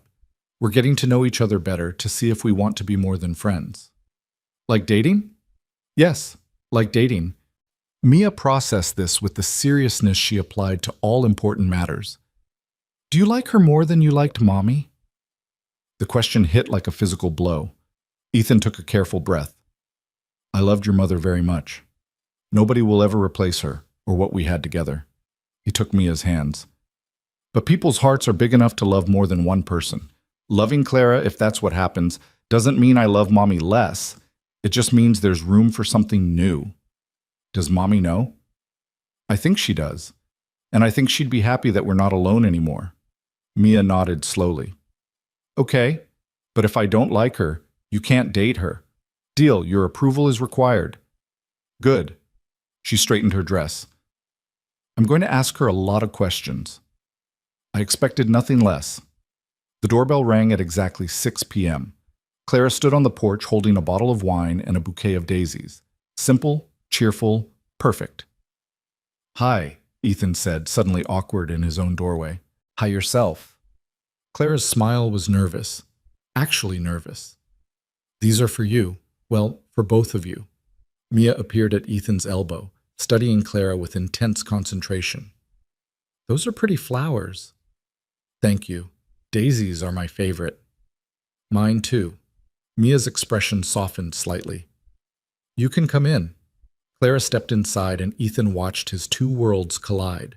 His daughter and the woman who'd become so important so quickly. The apartment suddenly felt smaller, every detail amplified. The crayon drawings on the fridge, the pile of mail he hadn't sorted, Mia's backpack abandoned by the couch. Your home is lovely, Clara said, and she sounded genuine. Not polite. Genuine. It's messy, Mia corrected. Daddy says we should clean more, but we're always too busy. Busy is good. It means you're living life. That's what I tell him, Mia grinned. Do you want to see my room? I'd love to. Ethan watched Mia grab Clara's hand and drag her down the hallway, chattering about her rock collection and the poster of the solar system and her favorite books. Clara listened like Mia was presenting the most fascinating information in the world. When they returned 15 minutes later, Mia had apparently decided Clara was acceptable. She knows all the planets in order, Mia announced, including the dwarf ones. That's very impressive. And she's never seen Frozen. Can you believe that? A tragic oversight, Clara said seriously. I'll have to remedy that. We could watch it tonight, after dinner. Ethan caught Clara's eye over Mia's head, saw the question there. He nodded slightly. Yes. Stay, please. Dinner was surprisingly easy. Mia asked approximately 700 questions. Where Clara grew up, what her favorite color was, whether she liked dogs or cats better, what she wanted to be when she was 8. Clara answered everything with patience and honesty, never talking down, never dismissing Mia's curiosity as childish. Do you like my dad? Mia asked suddenly, mid-spaghetti. Mia, Ethan warned. What? It's important. Clara set down her fork, looked at Mia directly. Yes, I like your dad very much. Why? Because he's kind and smart, and he works really hard to take care of you, and because he makes me laugh. Those are good qualities in a person. Do you want to marry him? Mia! Ethan felt his face burning, but Clara just smiled. That's a very big question. Your dad and I are still getting to know each other. Marriage is something that happens after a long time of being together. But you might want to, eventually. I might, if your dad wanted that too, and if you approved. Mia considered this, twirling spaghetti on her fork.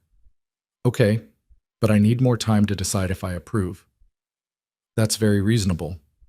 After dinner, they did watch Frozen.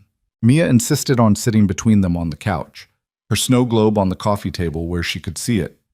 Clara cried during the sad parts, which earned her major points in Mia's assessment. Daddy cries too, Mia whispered loudly, every single time. It's a very emotional movie, Ethan defended. It's okay to cry, Clara said. It means you have feelings. That's a good thing. By the time the movie ended, Mia was yawning. Ethan carried her to bed. She was getting too big for this, but tonight she allowed it, and tucked her in with the usual routine. I like her, Mia said sleepily. Yeah? Yeah, she's nice, and she knows about planets. Those are important qualifications. You can date her. I approve. Ethan's throat tightened. Thank you, sweetheart. That means a lot. But Daddy? Yes? Don't forget about Mommy. He kissed her forehead. Never. I promise. I love you. Love you too. Sleep tight. Dream of something wonderful. When he returned to the living room, Clara was washing dishes. She'd cleared the table, started the dishwasher, wiped down counters, making herself useful, making herself part of the routine. You don't have to do that. I wanted to help. She turned off the water, dried her hands. How is she? Asleep, and apparently I have her permission to date you. Oh, good. I was worried I'd failed the interview. Ethan moved closer, drawn by gravity he couldn't resist. You were perfect. With her. With all of this. I meant what I said. About taking this seriously. About understanding what it means to be part of both your lives. I know. He reached for her hand. Thank you for being here. For trying. I'm not trying, Ethan. I'm doing. Clara closed the distance between them, kissed him softly. Different from Chicago, gentler, weighted with the knowledge that Mia was asleep down the hall, that this was real life, that everything mattered more now. I should go, Clara said eventually. Let you get some sleep. You could stay, just to talk, on the couch. That's a terrible idea. Probably. We agreed to take things slow. We did.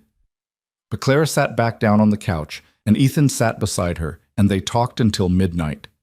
About everything and nothing. About Clara's fears of not being enough. About Ethan's guilt over moving forward. About Sarah, and what she would have thought of all this. I think she'd like you, Ethan said quietly. Sarah was fierce about protecting the people she loved. She would have appreciated that quality in you. I wish I could have known her. Me too. You would have been friends. She had this way of seeing through people's defenses, finding the good underneath. Like her daughter. Exactly like her daughter. Clara leaned her head on his shoulder, and they sat in comfortable silence until she finally forced herself to leave at 12:30. Tomorrow? She asked at the door. Tomorrow what? Can I see you? Both of you? Maybe brunch or the park or just existing in the same space. You want to spend more time with us? As much as you'll let me.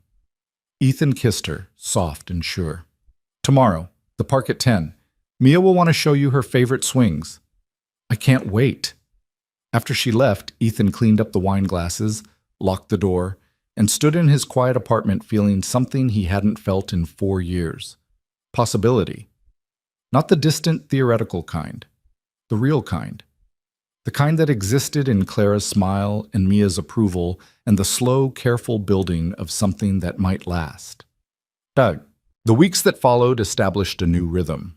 Clara and Ethan were careful at work. Professional, appropriate, no visible favoritism.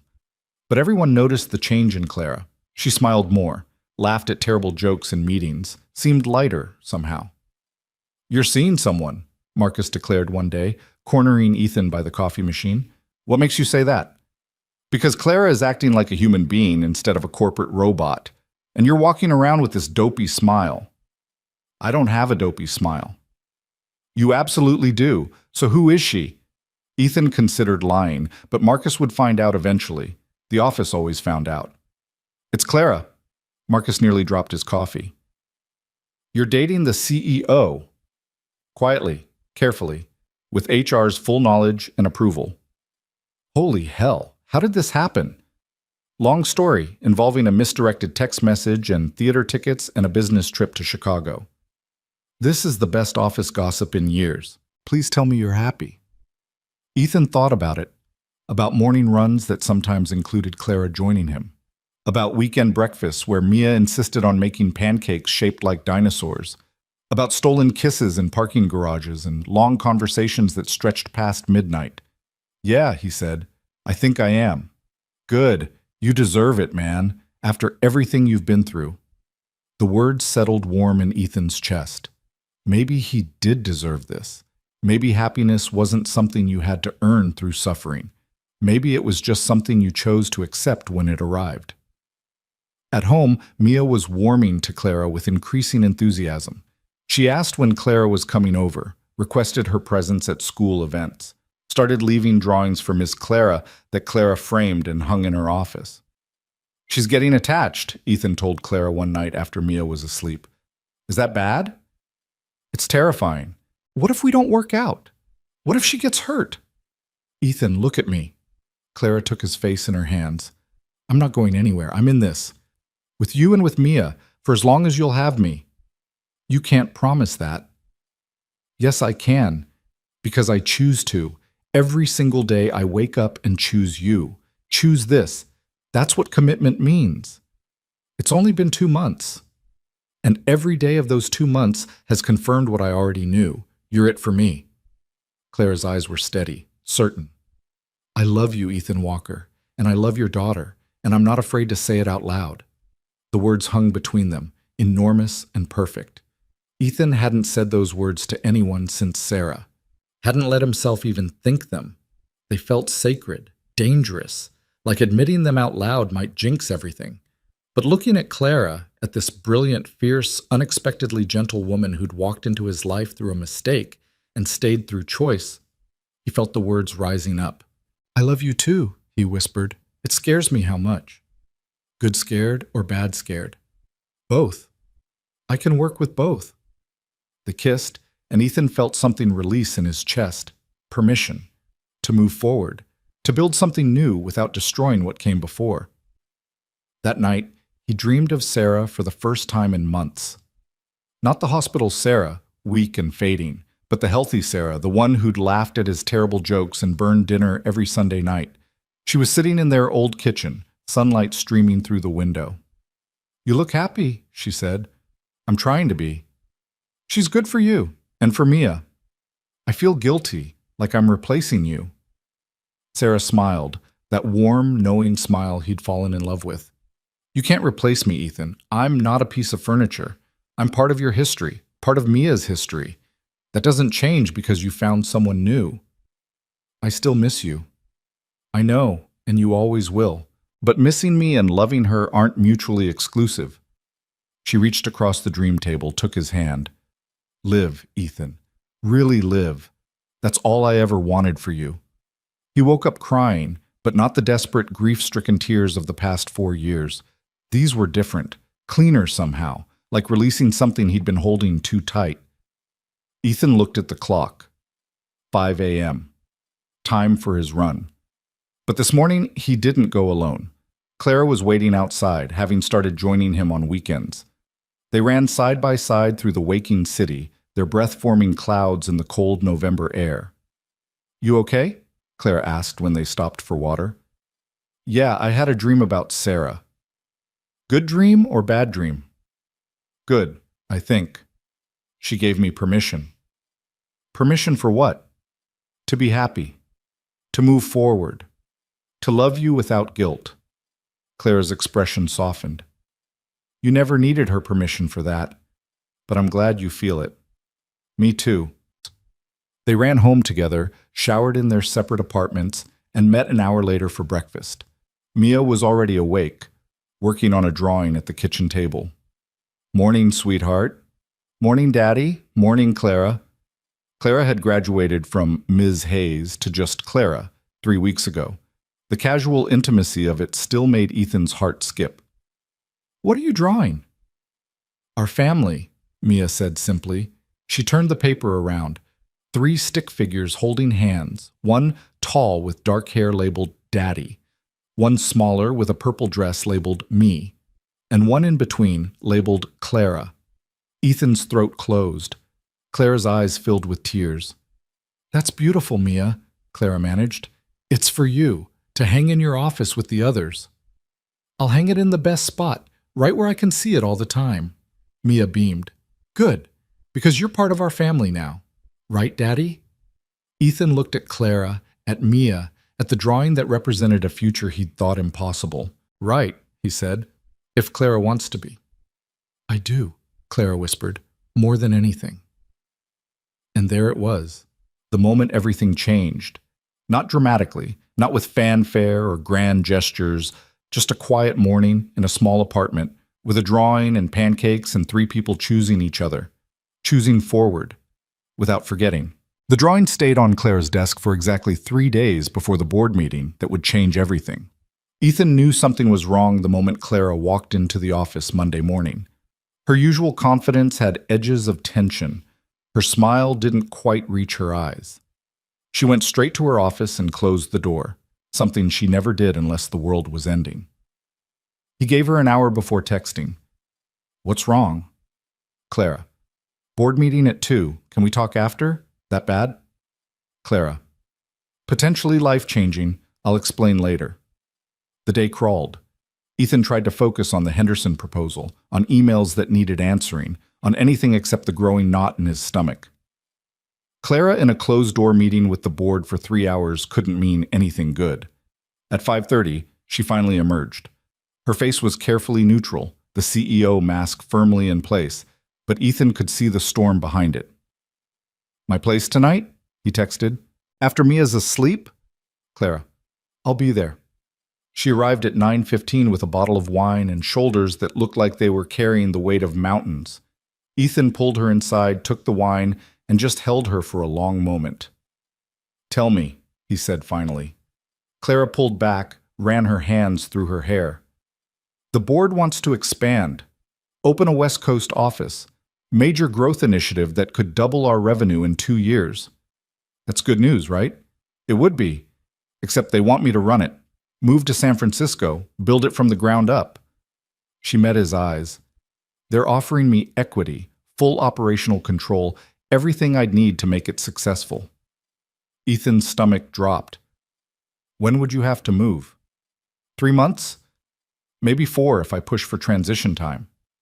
"And if you say no?" "They'll find someone else. Promote from within or hire externally. The expansion happens either way." Clara's voice was hollow.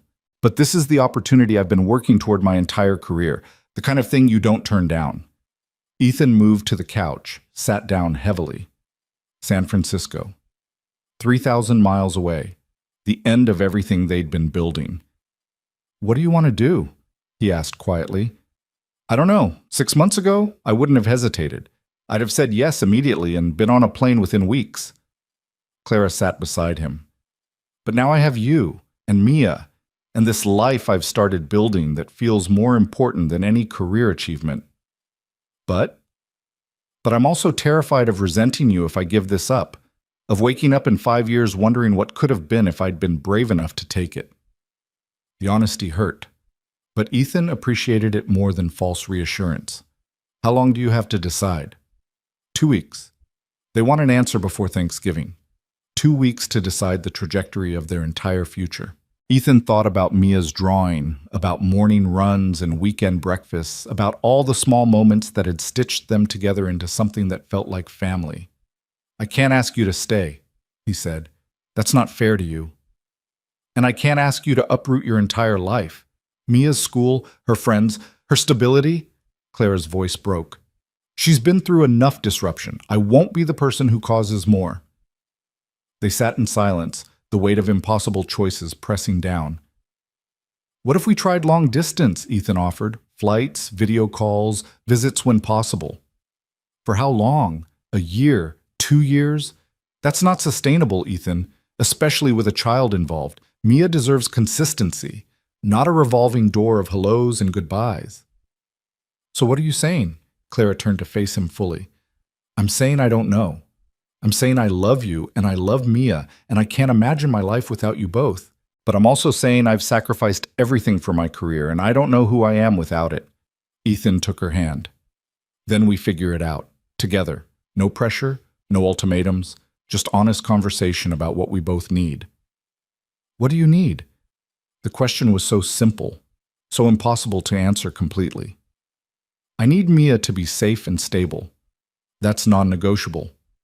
Ethan squeezed her hand, but I also need you, and I don't want to lose what we have because of geography. San Francisco has good schools, good opportunities. It also has earthquakes and a cost of living that would destroy me financially. I'd help. We could... Clara, I can't live off your money. I need to support my daughter myself. It wouldn't be charity, it would be partnership. In a city where I have no job prospects, no support system, no history. Ethan shook his head.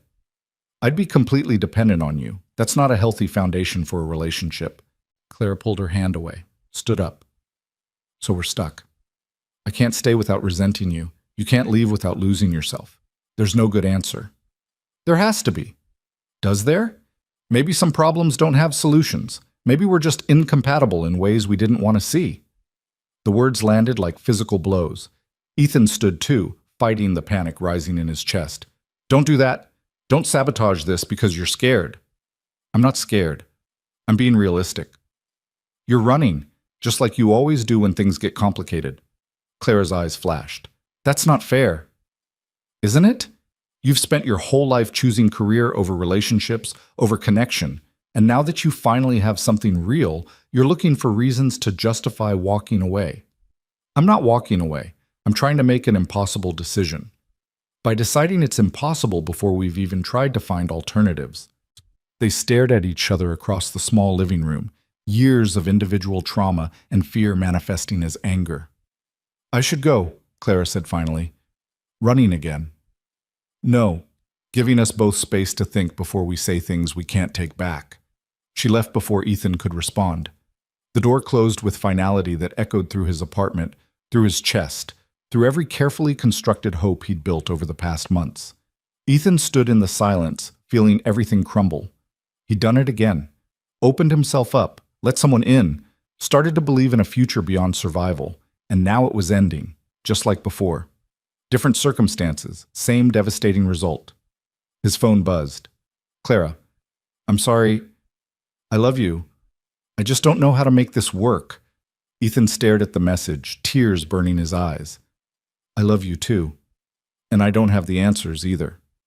Clara, what do we do? I don't know, but please don't give up on us yet. Clara, I'm not giving up. I'm just terrified of making the wrong choice. Me too. They texted until midnight, circling the same impossible questions without finding solutions. Finally, exhausted and emotionally drained, they said goodnight with nothing resolved.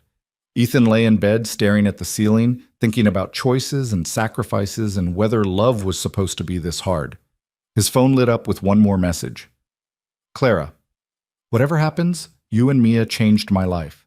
Thank you for letting me in. The past tense felt like a door closing. Ethan didn't sleep that night, or the next. The week passed in a fog of work obligations and forced normalcy. He and Clara were professional at the office, distant in a way that made Marcus raise eyebrows but ask no questions. At home, Mia noticed immediately. When is Clara coming over? I don't know, sweetheart. She's busy with work. But she always comes over on weekends. Sometimes things change. Mia's face crumpled. Did you guys have a fight? Ethan couldn't lie to her. We're working through some complicated grown-up stuff. Is she going to stop being part of our family? The question destroyed him. I hope not, but I don't know. Mia was quiet for a long moment. Then she went to her room and returned with the drawing she'd made, their little stick figure family. You should give this to her, to remind her. Reminder of what? That we love her and families don't give up on each other. Out of the mouths of 8-year-olds. Ethan pulled Mia close, overwhelmed by her wisdom and her faith. When did you get so smart? I've always been smart. You just don't always listen. That night, after Mia was asleep, Ethan looked at the drawing for a long time. Then he took a photo and sent it to Clara with a simple message. Mia wanted you to have this. She says families don't give up on each other. Clara's response came an hour later. Clara, I'm crying in my apartment like an absolute mess. Good crying or bad crying? Clara, both. Can we talk? Really talk? When? Clara, tomorrow, not at work. Somewhere neutral, just us. The park where we took Mia, noon? Clara, I'll be there. Ethan spent the next morning in anxious anticipation. Mrs. Patterson agreed to watch Mia for a few hours. He arrived at the park 15 minutes early, sat on their favorite bench, and tried to prepare for every possible outcome. Clara appeared exactly at noon, looking as nervous as he felt. She sat beside him, leaving careful space between them. Hi, she said. Hi. I've been thinking about everything, about what you said. Clara, I'm sorry. I was angry and scared, and You were right. She turned to face him. I do run. I've been running my entire life. From relationships, from vulnerability, from anything that might hurt me. It's easier to choose work because work can't leave me, can't die, can't break my heart. But you and Mia already broke through all those defenses. I'm already in too deep to run without destroying myself in the process. Claire's eyes were bright with tears. I don't want the San Francisco job, Ethan. I want this. I want us. I want weekend breakfasts and terrible movies and Mia's interrogations about planets. What about your career, your ambitions? I can have ambitions here. Meridian doesn't need me in California to grow. They need me making smart decisions about expansion, which I can do from anywhere. Clara took his hand. I called the board yesterday, told them I'd oversee the West Coast office remotely, hire a strong local manager, travel when needed but maintain my base here. What did they say? They said yes. It wasn't their first choice, but they value me enough to compromise. Ethan's heart was pounding. Are you sure? Really sure? I don't want you to resent this decision in 5 years. The only thing I'd resent is losing you because I was too scared to choose happiness over achievement. Clara squeezed his hand. You were right. I was sabotaging us, looking for reasons to justify running before I could get hurt. But the truth is, I'm already hurt. I've been miserable all week without you. Me too. So can we stop being stupid and stubborn and just choose each other? Ethan pulled her close, kissed her with relief and joy, and the bone-deep certainty that this was right. Yes, he whispered against her lips. Yes to all of it, to choosing each other, to building this life, to making it work no matter what. They held each other on that park bench, the same bench where they'd watched Mia play months ago, where this whole impossible thing had started to feel real. Mia's going to be so happy, Clara said. She told me to give you that drawing, to remind you that families don't give up. She's smarter than both of us combined. By several orders of magnitude, Clara laughed, the sound bright and free. Can I come over tonight, see her? Tell her properly that I'm not going anywhere? She'd love that. Fair warning, though, she'll probably have more questions about planets. I'm prepared. I've been studying. They walked hand in hand back to the parking lot, stopping only to kiss approximately every 30 seconds, like teenagers who couldn't keep their hands off each other. I love you, Clara said. I should have said it more this past week instead of hiding in my fear. I love you too, and I should have trusted us more instead of assuming the worst. We're learning. That's what matters. That evening, Clara showed up with takeout and Mia's favorite dessert, chocolate cake from the bakery 3 blocks over that had the best frosting in the city. Mia launched herself at Clara the moment the door opened. You came back. Of course I came back. I told you I wasn't going anywhere. But Daddy said you had complicated grown-up stuff. We did, but we figured it out. Clara crouched down to Mia's level. I had to make a big decision about work, and I chose to stay here. With you and your dad. Because you're more important than any job. Mia's eyes went wide. Really? Really, you're stuck with me now. Good. Mia hugged her fiercely. I was worried you were going to leave like Mommy did. The words hit both adults like a freight train. Clara's eyes filled with tears. Ethan's throat closed. Oh, sweetheart, Clara said gently. Your mommy didn't want to leave. She didn't have a choice. But I do have a choice, and I choose to stay. I choose you. Both of you. For as long as you'll have me. Forever? If you'll let me. Mia pulled back, studying Clara with that intense 8-year-old seriousness. Do you promise? I promise. No matter what happens, I won't disappear. I'll always be honest with you, and I'll always show up. Okay. Mia took Clara's hand. Then you can stay forever. They had dinner like a family, cake for dessert, frozen for the 700th time because Mia never got tired of it. And when it was time for bed, Mia asked if Clara could do the tucking in tonight. Ethan watched from the doorway as Clara sat on the edge of Mia's bed, brushing hair back from her forehead with gentle hands. Good night, Mia. Good night, Clara. I love you. Clara's breath caught. I love you too, sweetheart, so much. Will you be here in the morning? Not tomorrow morning, but soon. Is that okay? That's okay. As long as you keep coming back. Always. After Mia was asleep, Ethan and Clara retreated to the couch, wrapped in each other's arms. She said she loves you, Ethan whispered. I know. I'm trying not to cry about it. You can cry. I won't judge. Too late. Already crying. They sat in the quiet, holding each other, feeling the weight of what they'd almost lost, and the gift of what they'd chosen instead. What happens now? Ethan asked. Now we keep building. One day at a time, no rushing, no pressure, just us figuring out this life together. That sounds perfect. There's one more thing. Clara pulled back slightly. It's too soon to talk about seriously, but I want you to know I'm thinking about it. About futures and forevers and all the things that scared me before.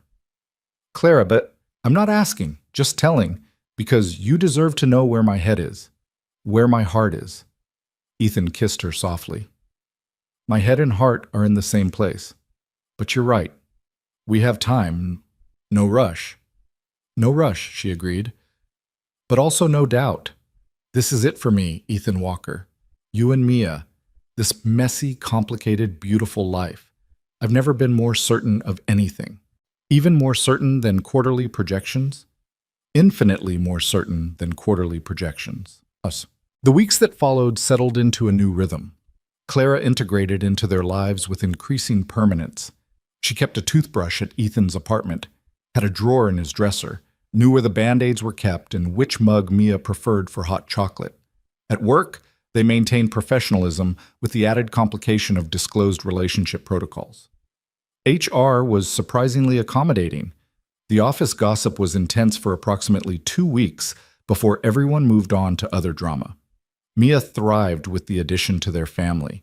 Her grades improved, her nightmares decreased. She drew pictures of 3 stick figures constantly, always making sure to include all of them. Thanksgiving arrived with the question of where to celebrate. Clara had no family nearby. Her father had passed years ago, her mother before that. She usually spent holidays alone in her apartment with takeout and work. Come to ours, Ethan said. It'll be small. Just me and Mia and Mrs. Patterson, who refuses to let us celebrate without her. But it'll be family. I'd love that. They cooked together, or tried to. Clara was marginally better at cooking than Ethan, which wasn't saying much. Mia supervised from her stool, offering commentary on their technique and questioning their life choices. Daddy, the turkey is supposed to be moist. I'm working on it. It looks like a shoe. A delicious shoe. Clara laughed so hard she nearly dropped the mashed potatoes. This was what happiness felt like. Not perfect, not glamorous, just real and warm and full of love. When they finally sat down to eat, slightly burned turkey and all, Ethan found himself looking around the table at his assembled family. Mrs. Patterson, who'd been there through the worst of it. Mia, growing up so fast it hurt. And Clara, who'd walked into their lives through a mistake and stayed through choice. "I want to say something," he announced. Everyone looked up. 4 years ago, I didn't think I'd survive, didn't think I could build a life worth living after losing Sarah. But somehow we did. Mia and I, we survived. We built routines. We held each other together." He looked at Clara. "And then you showed up, and you didn't just help us survive. You helped us live again. Really live." Clara's eyes were shining. "I'm grateful," Ethan continued, "for all of you, for second chances, for mistakes that become miracles, for family that we choose and family that chooses us back." "Here, here," Mrs. Patterson said, raising her wine glass. They toasted, ate their slightly disastrous dinner, laughed until their stomachs hurt. And when Mia fell asleep on the couch mid-dessert, sticky with pie and contentment, Clara helped Ethan carry her to bed.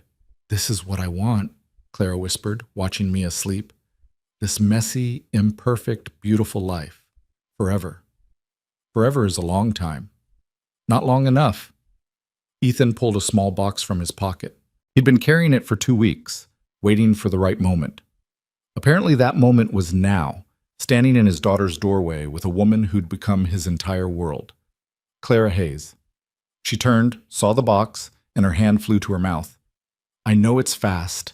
I know we said no rushing, but I also know that when you find your person, there's no point in waiting." He opened the box, revealing a simple diamond ring. "Will you marry me? Will you choose us? Forever?" Clara was crying, full-on sobbing. "Yes. Yes, 1,000 times yes." He slipped the ring on her finger, kissed her with everything he had, and felt the final piece of his shattered life click into place. Not healing, not forgetting, just moving forward with purpose and love and the understanding that joy could exist alongside grief. They stood there in the hallway, holding each other, while Mia slept peacefully, just feet away. "Should we tell her in the morning?" Clara whispered. "Definitely. She'll be furious if we wait. She's going to want to plan everything. Absolutely everything. Down to the napkin colors. I can't wait." "Me neither." They retreated to the living room, to the couch where they'd first started to understand what they were building. Clara curled against Ethan's chest, the ring catching the light from the lamp. "I love you," she said. "I never thought I'd get to say that and mean it the way I mean it with you." "I love you too. You gave me permission to live again." We gave each other permission. That's what love is. Ethan thought about the text message that started everything. 3 words sent to the wrong person that turned out to be exactly right. "I love you." He'd meant them for Mia, for the daughter who'd survived loss and kept going, but somehow they'd found their way to Clara too, to the woman who'd seen his brokenness and loved him anyway. The message had been right all along, just delivered to someone who needed to hear it just as much. 6 months later, on a perfect spring afternoon, Ethan and Clara got married in the same park where they'd had their breakthrough conversation. Small ceremony, close friends. Mia as the fiercest flower girl anyone had ever seen. "Do you take this woman to be your wife?" Ethan looked at Clara in her simple white dress, at Mia standing beside them holding the rings, at the life they'd built from ruins and mistakes and impossible choices. "I do." "Do you take this man to be your husband?" Clara squeezed his hands, her eyes bright with joy. "I do." They kissed to applause and laughter and Mia's enthusiastic cheering. Then they walked down the aisle together, all 3 of them, hand in hand, toward a future they'd chosen deliberately. That night, after the reception and the dancing and the terrible speeches, after Mia had fallen asleep in her new room in their new house, the one they'd bought together, big enough for all of them, Ethan and Clara stood on the back porch looking at stars. "Happy?" Clara asked. "Deliriously." "No regrets?" "Not a single one." She leaned against him, her ring catching moonlight. "Sarah would be happy for you, for us." "I think so too. I dreamed about her last night. She said I'd better not screw this up." Clara laughed. "Sounds like her, from everything you've told me. She would have liked you. Probably would have warned me you're out of my league." "She'd be right. You married way up." "Absolutely did." They stood in comfortable silence, watching the night sky, thinking about journeys and destinations and all the unexpected roads that led to home. Ethan's phone buzzed. A text from Mia's room, even though she was supposed to be asleep. Mia, are you guys being mushy on the porch? Ethan, maybe. Why aren't you asleep? Mia, too excited. We're a real family now. Ethan, we've always been a real family. Mia, I know, but now it's official. Clara promised forever. Ethan, she did. We both did. Mia, good. I love you both. Good night. Ethan showed Clara the exchange. She wiped tears from her eyes. That kid is going to destroy me with her sweetness. Too late. She already has. They went inside eventually, checked on Mia one more time. She was actually asleep now, smiling even in dreams, and retreated to their own room. Their bed. Their life. Thank you, Clara whispered in the darkness. For what? For sending that text message, for being brave enough to let me in, for giving me a family when I'd convinced myself I didn't need one. Ethan pulled her close. Thank you for staying, for choosing us, for showing me that moving forward doesn't mean leaving the past behind. We're pretty good at this, aren't we? At what? At loving each other, at building something real. We're learning. We'll mess it up sometimes. But we'll mess it up together. Together, Ethan agreed, always together. He thought about that first text message, about panic and fear and the certainty that his life was ending, about how wrong he'd been, how that single mistake had opened a door he'd thought was closed forever. I love you, sleep tight, dream of something wonderful. The words had been true then, they were true now, just directed at more people, a bigger family, a fuller life. And as Ethan drifted off to sleep, Clara's breathing steady beside him, Mia safe down the hall, he realized something important. He was dreaming of something wonderful. And for the first time in years, he was living it too. The message that changed everything turned out to be exactly the right one after all, just delivered to the wrong person at the right time, which made it perfect, which made it fate, which made it love. And love, Ethan had learned, was always worth the risk, always worth the wait, always worth choosing again and again, no matter how scared you were. Because on the other side of fear was this, a hand to hold in the darkness, a family to wake up to, a future that felt like home. And that was worth everything. The end. 6,500 words.